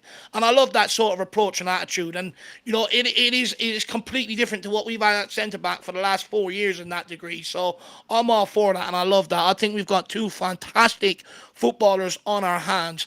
Now the problem is trying to keep them and keep them together as a partnership for the next 7 to 8 years. Because if we can and we can actually build around it, we could do things. But it's all about seizing the moment and properly building around it. We didn't do it with Harry Kane and Son to a large degree. Hopefully we do it with these guys. But if we don't keep showing improvement, one of the big boys are going to come calling and pick them off us like vultures. So it's up to us now to really keep these guys at this football club and keep them penned down. Yeah. Absolutely, and they've just once again just risen my expectations, risen my sort of assessment of them. I've already just rated them so highly, but they just really are terrific players, Dark Sun G, and I think they have probably grown a bit frustrated. I even remember a conversation Jermaine Defoe and Peter Crouch sort of had on a podcast. I think the very popular Peter Crouch podcast, I believe, and they were just talking about forwards, lots of times complain about their defenders, making mistakes, conceding goals. I bet Van de Ven and Romero are probably in a similar boat when it comes to looking at our forwards. Blade 68, Van de Ven for man of the match. Easy win, right, for Van de Ven for man of the match, right, Dave? Hands down. I mean, he was superb, Jack. He done a job at centre-back, defending, doing everything he was asked to do. He done it at left-back, defending and going forward, and he provided the match winner. So, and I think he made a brilliant block near the end as well, where I said, Jack, he's after winning the game at both ends. So, for me, hands down, man, the match. I love that. Easy win for him there, Blade 68. And appreciate your support, like I said, and also grabbing a membership from earlier. Hope to see you more involved with this channel.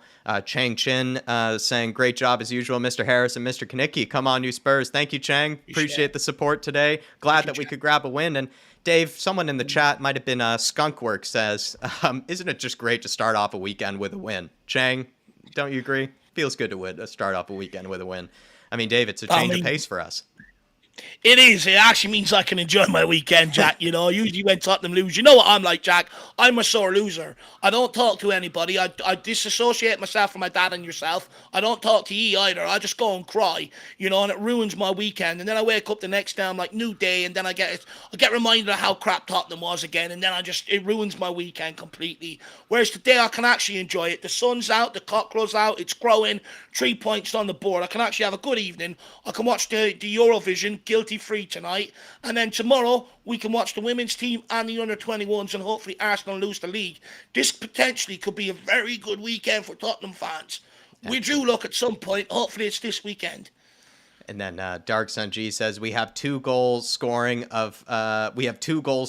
defenders like Jan and Toby were in Cudi, Romero, and Van de Ven, unlike before with Dyer and Sanchez. Cudi scores a rocket against them at their home, and now today Van de Ven scored a class goal. Dark Sun G, spot on there. Would you say maybe two of the goals of the season, Dave, both against Burnley? Maybe all three goals of the season done against Burnley. Pedro Porro's banger, Dark Sun G with the Van de Ven, goal today, and then Romero's Rombom in the early stages of the year. Would you agree, Dave? All best goals of the season have been scored against Burnley. Yeah, to a large degree, but all the goals of the season candidates have all been scored by defenders as well. I mean, even Pedro Porro's goal today, he scored an absolute cracker and pulled it out the bag against Burnley in the FA Cup game. But that goal today, I loved it. He's fed up with the little intricate passes being misplaced. He just put his head down, ran at someone, good old-fashioned football, nice and direct, and produced the finish. And by the way, it wasn't a great finish, as in, you'd say, what a finish. He just smashed that and he hit it that hard. It was central enough, that finish, but it still hit the back of the net, how hard he hit it. But I love to see that again, someone that just goes, fuck this, taking the game to the opposition, let's go and make something happen. And I'm glad with a lot of them guys, and fair play to Porro, but he's right there, Sundry. All of our goals of the season, have sort of come against Burnley, but all of them have been scored by defenders. And I'm just glad that we're at the point where we've got good technical players as well from these guys. Let's not forget they create havoc from set pieces as well. Porro's deliveries, Romero, Van de Ven getting on the end of them or throwing themselves at the ball and stuff like that. I'm just delighted that we're getting back to having technical players. I mean, last season, watching Sanchez slip all over the place, watching Dyer put balls into the fans in the stands for fun was embarrassing. Now I'm looking at Romero pick the ball up, drop one in over the centre half's head for an Russian player, taking on players. Porro, Aurier, Doherty, them guys couldn't shoot or cross, and could barely make a 5-yard pass. Look at Porro, just picks up the ball, runs at people, crosses it, shoots, scores goals. I mean, Dark Sun G, this is where I wanted to get to. I just wanted to get to this with Harry Kane in the forward line. Sad we don't have it, but hopefully we build it over the summer. And they are similar in the fact that Jan Vertonghen had that similar lankiness and ball carrying like Van de Ven does, and then Toby was so skilled in possession and so good, when you gave him time on the ball. And Romero very similar, so they do, they replace them in such a beautiful way, Dark Sun G, and they have been, the benefiters of some of our best goals this season, thanks to them. Artist T says Kulu and Johnson need to be backups next season. Dropkick your teacher. I'll be honest here, man. Like, after their last two performances, and there have been plenty of others this season that we could point to when it comes to the two of those guys. I think Johnson more so, but Kulusevski, no excuses after the last two games. Getting really concerned with their play. It's just they have so many opportunities to make something happen. They get more service than almost any other winger really in the Premier League. How much service these guys get on a continual basis to make something happen. And Dave, I mean, they're just getting it wrong time and time and time again. Johnson, I think absolutely even more so than Kulu, but Dave, Kulu's not doing himself any favors. He has been useless. Look, I'll hold my hands up.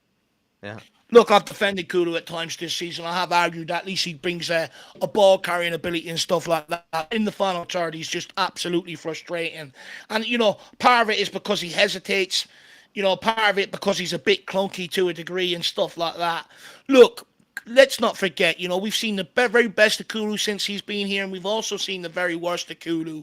Right now, is he becoming very comfortable, with his sort of place? Even he's been dropped for a large degree, and he knows he's always going to get back in there. I think we need to elevate the quality in that forward line. I've been saying it for a long time, all summer long, all season long. We need to elevate the quality in that forward line. Look, Johnson, just a waste of space. Now, look, when it comes to Brennan Johnson, I get Ange Postecoglou okay to sign it and stuff like that. But people forget, when we had to sign him after we sold Harry Kane, we needed a homegrown player, which gives you 10% of the market to work in, which is only the UK homegrown-based market. But we got it wrong. We pulled the wrong player out of Nottingham Forest. We should have pulled out Morgan Gibbs-White with the opportunity. And look, Johnson just has no end product. I mean, I said it, Jack, he's consistently bad. He is consistently bad. The only real impacts he's had has been off the bench. He is not good at starting games. He takes too long to get into it. He takes too long to wake up. But not only that, Arsenal got a lot of the ball down the right-hand side when Werner came off injured, delivered absolutely fuck all. Chelsea, all the best chances came to him. Not once was Cucurella on the stretch defending against them. Liverpool, okay, he got that one ball across to Richarlison, but how many stuff, when you're talking big games and breakaways, how many breakaways did he piss about before that? Too late in the game. Even today, that chance from 2 yards out, he's practically sitting on the goal line. I mean, it's actually impossible to miss. Somehow he finds it. Son even screaming at him there, for not getting balls across to him when he's in good positions. Not only is he pissing the fans off, he's also pissing our best players off at this point. And for me, I get it. Like, you look at the bench today, Dane Scarlett, Gale, Mikey Moore. Not ideal, and I can understand why Postecoglou was persistent with Brennan Johnson. But I'm at the point, it's that consistently shit. You're telling me Mikey Moore or Brian Hill wouldn't have got one of them balls across or two of them balls across that Brennan Johnson has had the opportunity to over the last 5 to 6 games?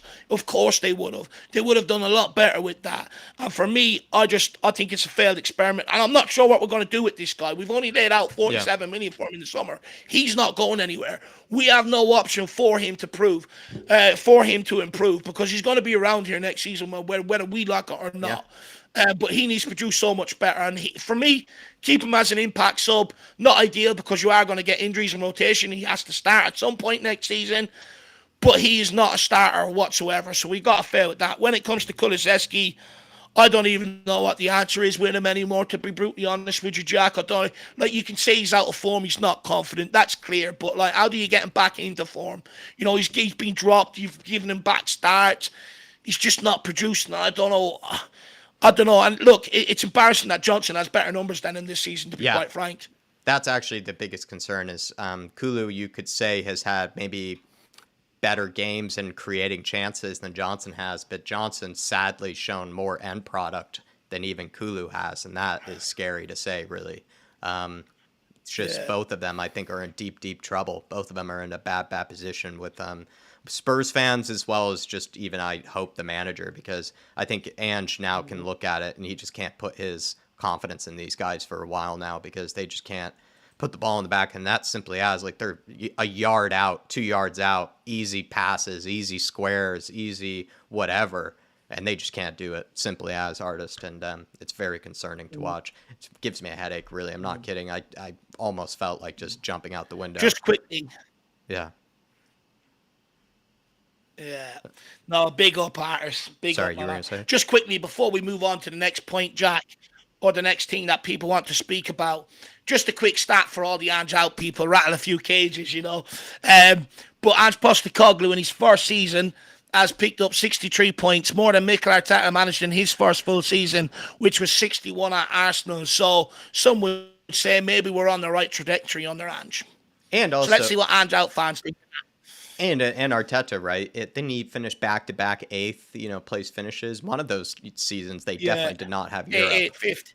One of those seasons, they must not have had Europe either. So he's obviously done better in certain areas. And what is interesting, too, a quick stat on Ange, is the fact that he's going to be conceding a similar amount of goals to what we did last season. But then also, I think we're going to be scoring not too many goals than we did last season. So it really does show how much the forward line has just not been pulling its weight, I think, at all this year. Because I think we knew we were going to concede a lot of goals, but it was more, we were going to make up for it with more goal scoring. And have we really done that this season? Not sure if we can say we have, despite all the chances created.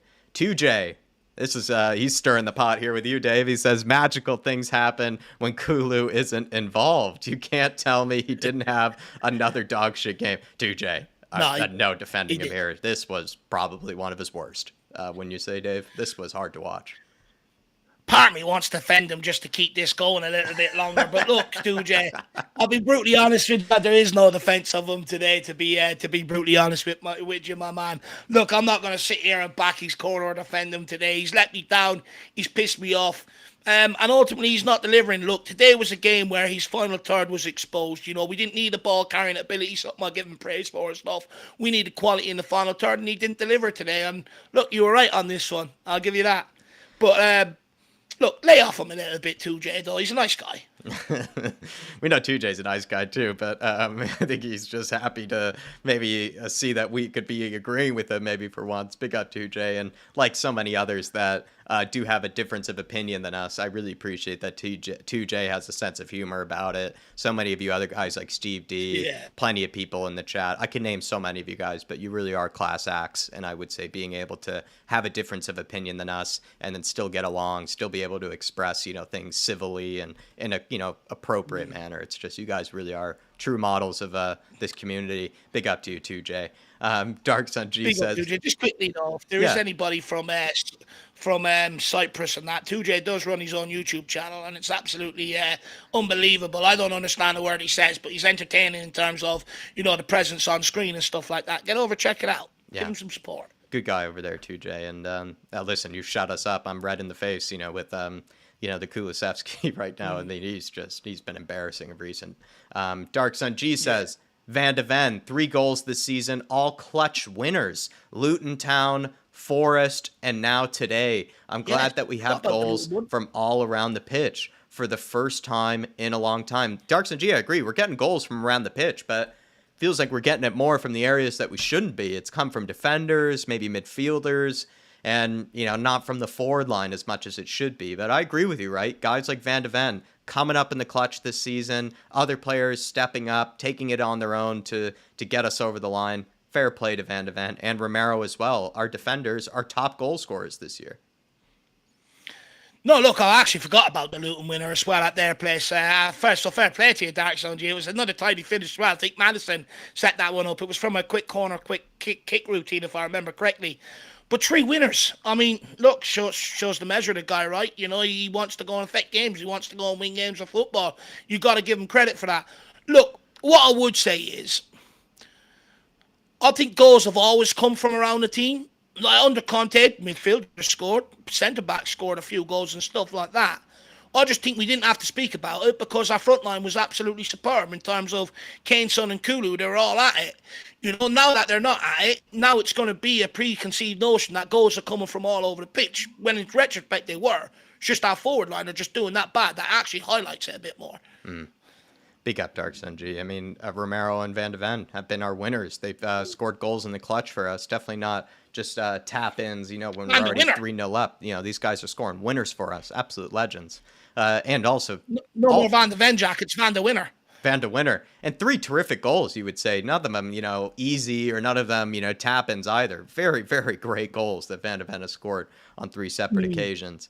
He also says, too, Dave, this summer, with great signings, we might finish ahead of Liverpool because they have to go through a manager rebuild. Vicario, Porro, Udogie, Kuti, Dragusin, Van de Ven matters, Sarr, Bentancur's son, Richarlison, Basuma, and then Johnson as a sub. I think those are some of the people he's probably looking to keep around, some of the people he's looking to see as, impacts for next season. What do you think with teams that might be slipping off, a bit next season, Dave? I mean, a lot of people might think we're crazy because nobody's that confident, or not nobody. A lot of people aren't that confident with the team or anything right now. But if Spurs do get off to a good start again, could we see some slow starts from teams like Liverpool, Chelsea again? What do you think about next season? Look, I would argue, we were there ready to take advantage of United dropping off. We were there ready to take advantage of Newcastle dropping off this season, which is a good sign. Now, obviously, the teams we need to catch above us, Liverpool, Arsenal, Man City, how do you close that gap? Look, I do think we have to have a good summer transfer window. I think if we have a poor summer transfer window, there's only 1 or 2 incomings, not a lot of outgoings. I think you'll see a lot of what we see in the back end of this season heading into next season as well. So I do think there needs to be, good change before we go on pre-season so that we can get a good bit of competition within the squad. But look, Liverpool are going through a change of manager. Jurgen Klopp is leaving. Traditionally, when you look at a lot of teams, they don't usually get away with letting such a presence of the football club. And you're not just talking about a manager in the dugout. You're talking about a guy that dictates the transfer policy. He dictates absolutely everything, what they eat, how they train. He basically runs that whole football club. A bit like what Sir Alex Ferguson used to do at United and stuff like that. Arsene Wenger, Arsenal to a degree, but since then, it's took them a long time, but Arteta is sort of slowly starting to get them back there. But my point being, it's very hard to replace a figure like that and not really have any sort of drop-off. Now, it looks like Arne Slot will probably get the job. Good manager, don't get me wrong. I do like some of the football he plays at Feyenoord and stuff like that. But there's going to be a bedding in period, an acclimatization period, which we've suffered under Ange this season. So there will be a drop-off to a degree, and it's about us having a really good transfer window, having a hungry squad, and putting ourselves in a position to be able to take advantage of that when they do. But not only that, continue it and sustain it, and make it hard for them to get back there. If we can just even be ready to take advantage of Liverpool, it puts us in the top 3, providing Chelsea don't come good next year and other teams like that. But, it's about seizing these opportunities now, and hopefully we can. Because, look, Pep Guardiola ain't going to be at Man City too long. You're talking 5-6 years there. He doesn't really stay at clubs that long either. So, there's going to be a time soon where he goes, and we need to be in a position to be able to capitalise. When other clubs were going through rebuilds, when we had Pochettino in charge, We capitalised to a degree, but never went that extra mile. And they've clawed it back. This time, we've got to be ready to go and assassinate Dark Sunji. Yeah. Ready. Another thing I'd add quickly, Dark Sunji, is maybe I'm just searching for things to compliment Ange with, but look at all the disasters that we've seen from other big clubs this season. You know, Pochettino and his rebuild. I mean, yeah, they're finishing on a high note, but for the majority of it, it's been very ugly and very bad to watch. You look at Man United too, right? The Eric Ten Hag, Ajax guru sort of rebuild is coming to an absolute end, is going to turn out to be a failure. And other teams too that have gone through kind of big managerial changes, you know, they're struggling to I guess, achieve what they probably would have thought, you know, by this stage. I think Ange has actually shown to have a weirdly better rebuild and a weirdly better kind of signs that, you know, he could get something out of a Spurs team than what so many of the other really highly rated managers have with bigger budgets, you know, potentially, you know, more deeper squads, that sort of thing in the case of a Chelsea or a Man United, that sort of thing. You know, Pochettino, someone that even we all wanted back. And Eric Ten Hag was definitely one of the flavors of the week for a long, long time before he got found out in the Premier League. So Ange has also done very well in his first season to achieve more than what they have, right? And at least in this season, they really have slipped up. Where, yes, we've slipped up towards the end, but nowhere near, I think, as dramatically. And then he also follows up by saying Johnson, also DB, I thought that was a very nice comment from you, sir. Really appreciate your support for the channel. Good to see you in the house, DB, as well as John G in the house, too. I definitely agree with you. He also said, though, Darkson G, Dave, Johnson will have a preseason with Ange, so next season is make or break for him. The only excuse I give him was that he didn't have a preseason. Darkson G is much kinder than us, everybody, which we have to give him credit for. He even makes, you know, I'm a big happy clapper, but I think Darkson G can be, you know, can show a softer approach than even I do, which fair play to the guy. You know, much better standard, or much better, you know, much better person than me. But Dave, I mean, if you were to be hopeful, if you were to find some hope for Johnson, could a preseason of some kind, working with a trainer, working with Ange, working with somebody, could we see some of the things that he's been struggling with, you know, crossing, finishing, one-on-ones? Could we see improvement in some of those areas after preseason, maybe? Look, to a degree, if we focus on him and work on him specifically, you might see an improvement. But I'd argue he's already had more than enough time to sort of, you know, for us to get what we're looking for out of him across and for him to try and understand it as well. Look, for me, Derek Sungji, I'm not sure. Look, maybe you could be right. Maybe a preseason might help him, you know, might feel a bit more settled in, everything else, you know. Let's not forget he did have a lot of turmoil. The season was already underway when we signed him and stuff like that. So that doesn't help to a large degree. I do get that point. But me, Jack, I actually just feel, I think he needs a change in mindset. And until that happens, I don't think you're going to see much more of an improvement. I think he's more of a happy-go-lucky. Look, don't get me wrong. I have nothing against his character, right? You know, he's a very nice guy. A very, very nice guy. But I feel like he's almost too nice. I feel like he's happy-go-lucky. Whereas, I question, is that burning desire to be a winner? You go and look at Gareth Bale. Something switched with him, and all of a sudden he wanted to be the very best. You know, and he executed every single time, popped up match winners, clutch moments a lot of the time. You know, dragged this team forward single-handedly, almost at times under Villas Boas. Can Johnson have that sort of mindset switch? I'm not so sure, and that's where I doubt it. And that's where I struggle to get behind the guy, because I think, me personally, I think that's what needs to happen. I hope that he can at least retain that impact sub kind of game-changing element that he had, where he was able to grab us winners, contribute, you know, goals and assists, you know, late on in the game. If he can retain that element to his game, Dark Sunji, I think that would be great for us, because that is a big superpower of his. It's just that, you know, when we've had to start him in games of recent, he's just been woeful in so many ways. And yeah, you'd give hope that maybe if over the summer he could just work on things, gain more confidence, a bit more training. But you do feel like it's a lot to ask, and you know, it's being very, very hopeful. You know what? I'd be happy to be get on the Johnson train. At one stage, I really was on the Johnson train, Dark Sunji. I was very critical of him. Then I started to feel like I was getting shut up a little bit by the guy. And I feel like I'm back to square one, or back to sort of a full circle situation with him where I'm sort of just giving up on him quite quickly. I'm harsh. I think I am being harsh. Don't get me wrong.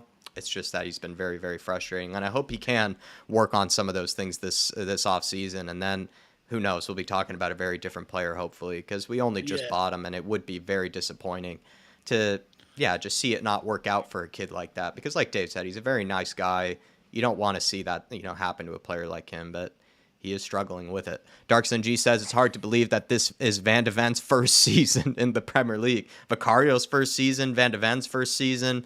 But of all the debut seasons, Dave, has Van de Ven maybe looked to be one of the most comfortable players you've ever seen in their first season in the Premier League in a Spurs shirt?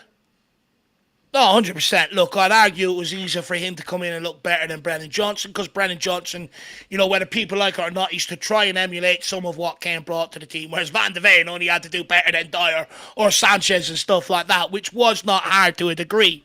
But you know what, Jack? I said when I done the Welcome to Tottenham video, I said Van de Ven could easily become a £100 million player, very, very quickly at Tottenham. He's got all the desirable attributes in terms of he can defend, but that recovery pace allows teams to play a high line. If you think someone like Madrid wouldn't be sitting there gagging for that, knowing the quality that they've got to be able to retain the ball in the opposition half for long periods of the game, you're sadly mistaken. Of course they would.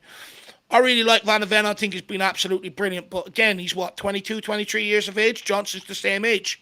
Look at how one is slotted in and acclimatised to Tottenham compared to the other. So I don't take the age argument where people go, Dave, give Johnson time, look at his age and stuff like that. I just go straight to Van de Ven. Okay, look what Van de Ven has produced. And again, I think you look at the mindset. I think Van de Ven has much more of a winner's mindset than Johnson. I do truly believe that's where probably the difference comes in. But Van de Ven has been absolutely sensational. And what a signing we made there. What a signing. Let's not forget, Liverpool were in for this guy. They were hunting this guy down. I think he's had a better debut season than Vicario, Dark Sun G. You look at Romero's debut season, definitely better than his. Hard to think of a guy maybe other than like Bentancur or something like that, maybe, that had a terrific, first campaign. I don't know. I don't think it's, in recent memory, it's hard to think of anybody that's really had as good of a first season as Van de Ven has had. He really hasn't really been caught out at all. Very few things that you could even criticize about his game. There's nothing that really has been exposed, really, for the most part, in his game either. It's just shown to be a top class player that will definitely get even better with time, which is a scary thought, Dark Sun G, a very scary thought. The fact that he looks so comfortable straight away shows the caliber of player we've got in our hands. Exactly. And then Artist, too, Dave, says, I don't see Richie staying, sadly, boys. Where do you think Artist is coming from with that? Does that have to do with more of the rumors from Saudi coming about? Does that have to do with the fact that he's injured yet again and Ange isn't picking him? Where do you think Artist is coming from here with this? Because he's obviously got a reason. Look, I think there comes a point where Postecoglou starts to lose faith in the guy, because whenever he needs him, he's always sort of injured, right? And I think there's only so long a manager can keep having faith or keeping someone around because they like the guy and stuff like that, right? But my problem with letting someone like Richarlison go is I don't back the club to go out and buy two strikers. It's that simple. Look, do I think Richarlison wants to leave? I don't think so. I think Richarlison is happy here. I think Richarlison is also not naive to know that Spurs will probably be in the market for another striker this summer. But for me, I just don't want to be too quick to go get rid of him. I want to keep two strikers around here, because at some point next season, we're playing 40, 50 games. We go deep in any cup competitions, you could be up to 60 games. So, you're not going to expect one guy to fill in up there for 60 games. And when it comes for time for a guy to be relied upon, I'd rather have that extra striker there rather than not. Now, will Richarlison be fit? I do get that argument. But for me, we ain't going to buy two strikers this summer. So keep Richarlison around and buy someone to come in and start straight ahead of him and lay down the challenge to Richie. But saying that, if Saudi come in for 60 million, I just know Daniel Levy's going to take it. Mm-hmm. I'd be sad to see Richie go, Artist. But Dave made a good point there about the injuries. You wonder if Ange has had I think maybe he backed Richie more than he backed Lo Celso, but that's my theory with Lo Celso. I wonder if he just sort of gave up on the guy because of the injuries and just sort of thought, it can't be someone I could rely on in the long term. And I wonder if it's a similar conclusion that he's had with Richie, despite probably being a bigger backer of Richie. I think maybe he's come to a similar conclusion, if that's what you sort of think. With, maybe why he might be out of here. And then Dark Sun G says, Skip did a fine job as a left back today. Keep him as a third choice, guys. Dark Sun G, I'm going to straight away say no slack on Skip. I actually think he did an okay job. He was asking a lot of him. I think in possession, he was a little shaky at times, some sloppy passing. I'm going to give him a pass, though, right? Like, it's an uncomfortable position. I don't even rate him that highly anyway, so it's not like I was expecting some world-class performance from him or anything like that. He did show some defensive solidity, though, at times. Yes, he got caught out, I think, in that goal, but there were some okay moments, some decent moments from him where he was able to defend all right for us. I don't think he was a complete liability. We knew we could have easily been exposed on that side. So with that in mind, I think Skip did all right. Does that mean we keep him permanently for that reason? No, I think that's a very different conversation for me. I felt like, too, this might be interesting. I wonder what Dave thinks of this. Of course, you should answer what Dark Sun G had to say with Skip, Dave. But I felt like we were better when Mickey Van de Ven went into the left-back role and Dragusin came in. I know that's something we weren't too keen on either, but Van de Ven, I think, was better at left-back than Skip was, actually, at left-back. No, 100% he was, and I think the reason why is because he could offer us more of what Adoji offers us in terms of getting forward and joining the play going forward. Skip couldn't do that. He doesn't have the legs to get up and down like that. He doesn't even have the sort of ability on the ball to be able to offer that. Look, don't get me wrong, I think Skip actually had a lot better game than what I was expecting. And it's hard to expect a guy from centre midfield to fill in that left back like that and be absolutely flawless.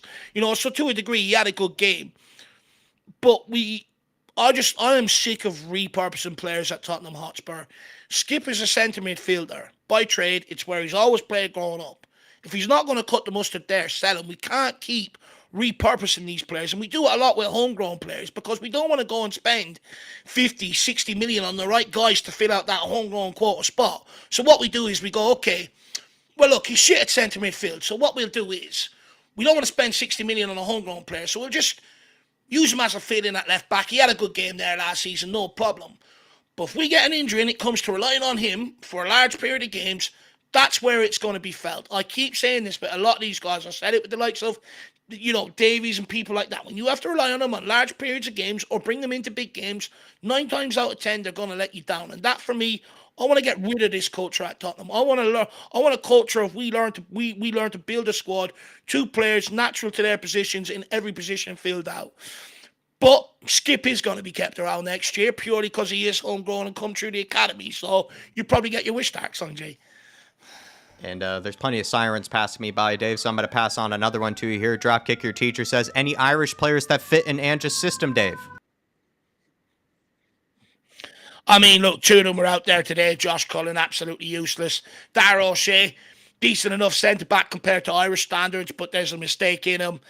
Look, I really like Kevin Ferguson. This season has, started off so well for him, but, over the course of the season, he's had a lot of injuries. He's found it very hard to displace João Pedro in that Brighton team and stuff like that.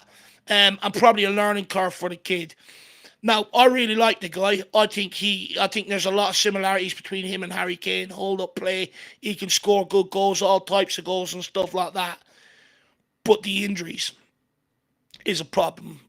Could you go and sanction £100 million, but you could be out injured for a few years and stuff like that, and that's a lot of problem with a lot of the Irish attackers.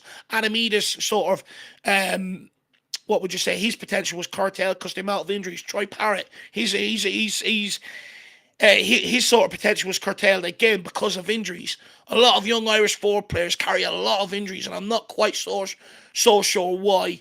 But apart from that, I wouldn't be looking at Ireland anytime soon for Ebicelli. Actually, what am I talking about? Ebicelli at Udinese, right wing back. If people are looking for someone similar to Adoji, he's your guy. That's what I was going to mention, because isn't he a left back or a left wing back even, Ebicelli? So it'd make a lot of sense to bring someone like him in. I am a big fan of Ogbene as well from Luton Town this season. Dropkick Your Teacher. He has I think, more pace than even Brennan Johnson probably does on the right. And I'd argue he has, this is not saying much, better end product maybe than some of those guys too. To a degree. It's not much, but it's slightly is better. And he's very good at taking on his man, just very kind of persistent. You know, he has that sort of just relentlessness about him, Ogbene, and I do like him a lot. And maybe he's someone that we could consider as a right wing option. I don't think he's really the top quality that we require, but of course your parameters here were Irish players, right? And I am a big fan of Ogbene. I've actually really liked him from this season. Whether he's really good enough for our level, not sure, but like you said, you know, those were Irish players considering. But everybody really have appreciated the support today. If you want to keep sending in your thoughts, feel free to do so. But Dave and I, we do have something that we would like to ask of you. Tomorrow, we are running a hate-along between ourselves and, we're watching a hate-along for Man United and the Arsenal game. We would really appreciate it if you guys could head on over to this link that I'm putting in the chat here and join this site called TIFO. We're going to be running a watch-along over there. We're going to be running a hate-along just like this, similar to it. It's going to be very cool with the features, though, that you guys have as viewers, where you're not going to have to sort of, get lost in the chat. You can engage with each other in sort of private messaging, threads. You can come on at halftime, have a discussion with Dave or I. It's a platform that we're going to be moving to this summer for a lot of the watch-alongs and stuff for various games that, of course, plenty of people will be doing this summer, from the Euros to a Champions League final, that sort of thing. And Dave and I, we're going to be planning on doing watch-alongs for those sort of games. So we would really appreciate it if you could head on over to this platform and use the code FLATCAP as the referral code here, everyone. But I think Dark Sun G, in the middle of me doing that, Dark Sun G quickly said, rather keep him as a third choice left back than Sessegnon. I'd sell instead. Dave, to Dark Sun G, I think he is better than Sessegnon, but I'd sell both, Dark Sun G. I'm going to be brutal here. I think Skip, you get pure profit out of selling him, and then with Sessegnon, he's needed to go for a long time. Yeah, look, I agree. I agree with Dark Sun G over getting rid of Sessegnon. I mean, Jack, you're right. He should have been gone a long time ago. I'd still get rid of Skip too, though. I mean, look, he's had a decent cameo today and stuff like that, but for large parts of this season, he's been crap. When we had to rely on him, he was useless. Yeah. I don't forget that. Both of them got to go for me, Dark Sun G. But on today, though, Skip deserves his praise, deserves his credit. Don't want to put him under the bus too much, really. It's more just me thinking of him in the future as a whole versus today. Versus today, though, he does deserve his credit and he does deserve his praise. But on to the watch-along here, everybody, tomorrow. We really, again, I just want to emphasize, are going to be doing this summer. It's a platform we believe in. We're going to be doing plenty of watch-alongs throughout, even when Spurs are not playing. And it's going to be the platform that we're going to be doing it on. And if you do enjoy the community that we have here, the back and forth, the conversations, a bit of the laugh, a bit of the banter, especially maybe when it's not watching Spurs, might be a little more lighthearted. Dave and I get to, engage a bit more with our funnier side, which we do like to do. We would really appreciate it if you guys headed over to that platform and used it. And we do think it's actually going to be, at some stage, if it isn't already, we do think it's going to be a more fun, a more engaging way to react with the watch-alongs from all the features that they do add. But Dave, anything else you would like to add for what we'll be doing tomorrow? Yeah, hopefully watching Arsenal bottle the league. So family, I mean, that'll be good. If there's any time to be a happy clapper, it's tomorrow. So please come and join us in that regard. And look, all we're asking for is a little bit of support over there. And it's probably cheeky because you guys are actually really good to us, but it's partly why these people offered us to go over there is because of your support and stuff like that. So, we want you to live up to the expectation that people have on you. And the thing is, it's completely free. The only thing we ask of you tomorrow is come and have fun. Just show up. It's all you got to do. Create your account, come and have fun, and watch me and Jack drink on some Arsenal tears. Yeah. We actually done a hate-along on our own channel there a couple of seasons ago when we were going for Champions League, and it worked out in our favour. This time it's a little bit different, just on a different platform, and hopefully it works out in our favour. Exactly. All we ask is let's have fun. So come and join us. It should be easy, everyone. You just create an account, create a username, put in your email, put in that code FLATCAP, and we'll see you tomorrow for it. We're going to be starting 30 minutes beforehand. We would love to see you all there. It really would do us a massive favor and continue on the good vibes from this weekend. Of course, too, everybody, mark your calendars, mark the time. The women play tomorrow in the cup final. Let's support them. Let's show them some love and support as they do deserve. They could be our winners. They could be our trophy lifters this year, and also the under 21s. Dave is doing an under 21s watch along tomorrow, so please do check that out as well, because they are going to be going for a trophy too, headed on to a cup final. Hopefully, I think it's in the quarterfinals that they are going to be doing it. But Dave, anything to add on that? At 7. Yes, kickoff is at 7 tomorrow evening. I'll probably be going, in and around 5 to 7. So please come and join me. A big night for the under-21s. 2 opportunities at having success this season. Big game tomorrow night. Another big game Thursday in the cup final against Fulham. So again, I'd like you to come and join me. No excuses this time because we're winning. We're all happy clappy. So come and join us for the under-21s tomorrow. But look, guys, I just want to say fantastic support from all you guys today. Pre-match and watch-along. It's been absolutely incredible. Do you know what? You guys get me through the hard times. You guys make it a lot more bearable. And it's why I can enjoy games like today, because you guys help me enjoy it. So thank you very much. We're back to winning ways. Not in the most convincing manner, but I'll take the 3 points. Fuck you, Newcastle. Well said there, Davo. We'll leave it there. Come on, you Spurs. The big Ange we trust. We got the win. Great way to start off and kick off our weekend. We'll see you for tomorrow. We'll see you for all the rest of the games, rest of festivities, under 21s watch along, Arsenal hate along tomorrow, and that Monday fan show as well. Please take advantage of Alan's generosity from earlier with the gifted memberships. But we'll leave you there, everybody. Really do appreciate the support from Dark Sun G, from people like Paul Markey as well, Dropkick Your Teacher. So many of you in the house today. Really have appreciated the support. 2J as well, Chang, Alan, Rakdos Madness, Daniel Larson. Kind of worms here, Jack. If you miss anyone, you're going to get caned for it. Yeah, maybe so. Jerome, Callum Roach, we do really appreciate it all. And we'll leave you tonight, everybody. Have a good rest of your weekends. Come on, you Spurs. Enjoy your Big Ange we barbecues. trust. We never stop. See you, everybody. Let's go.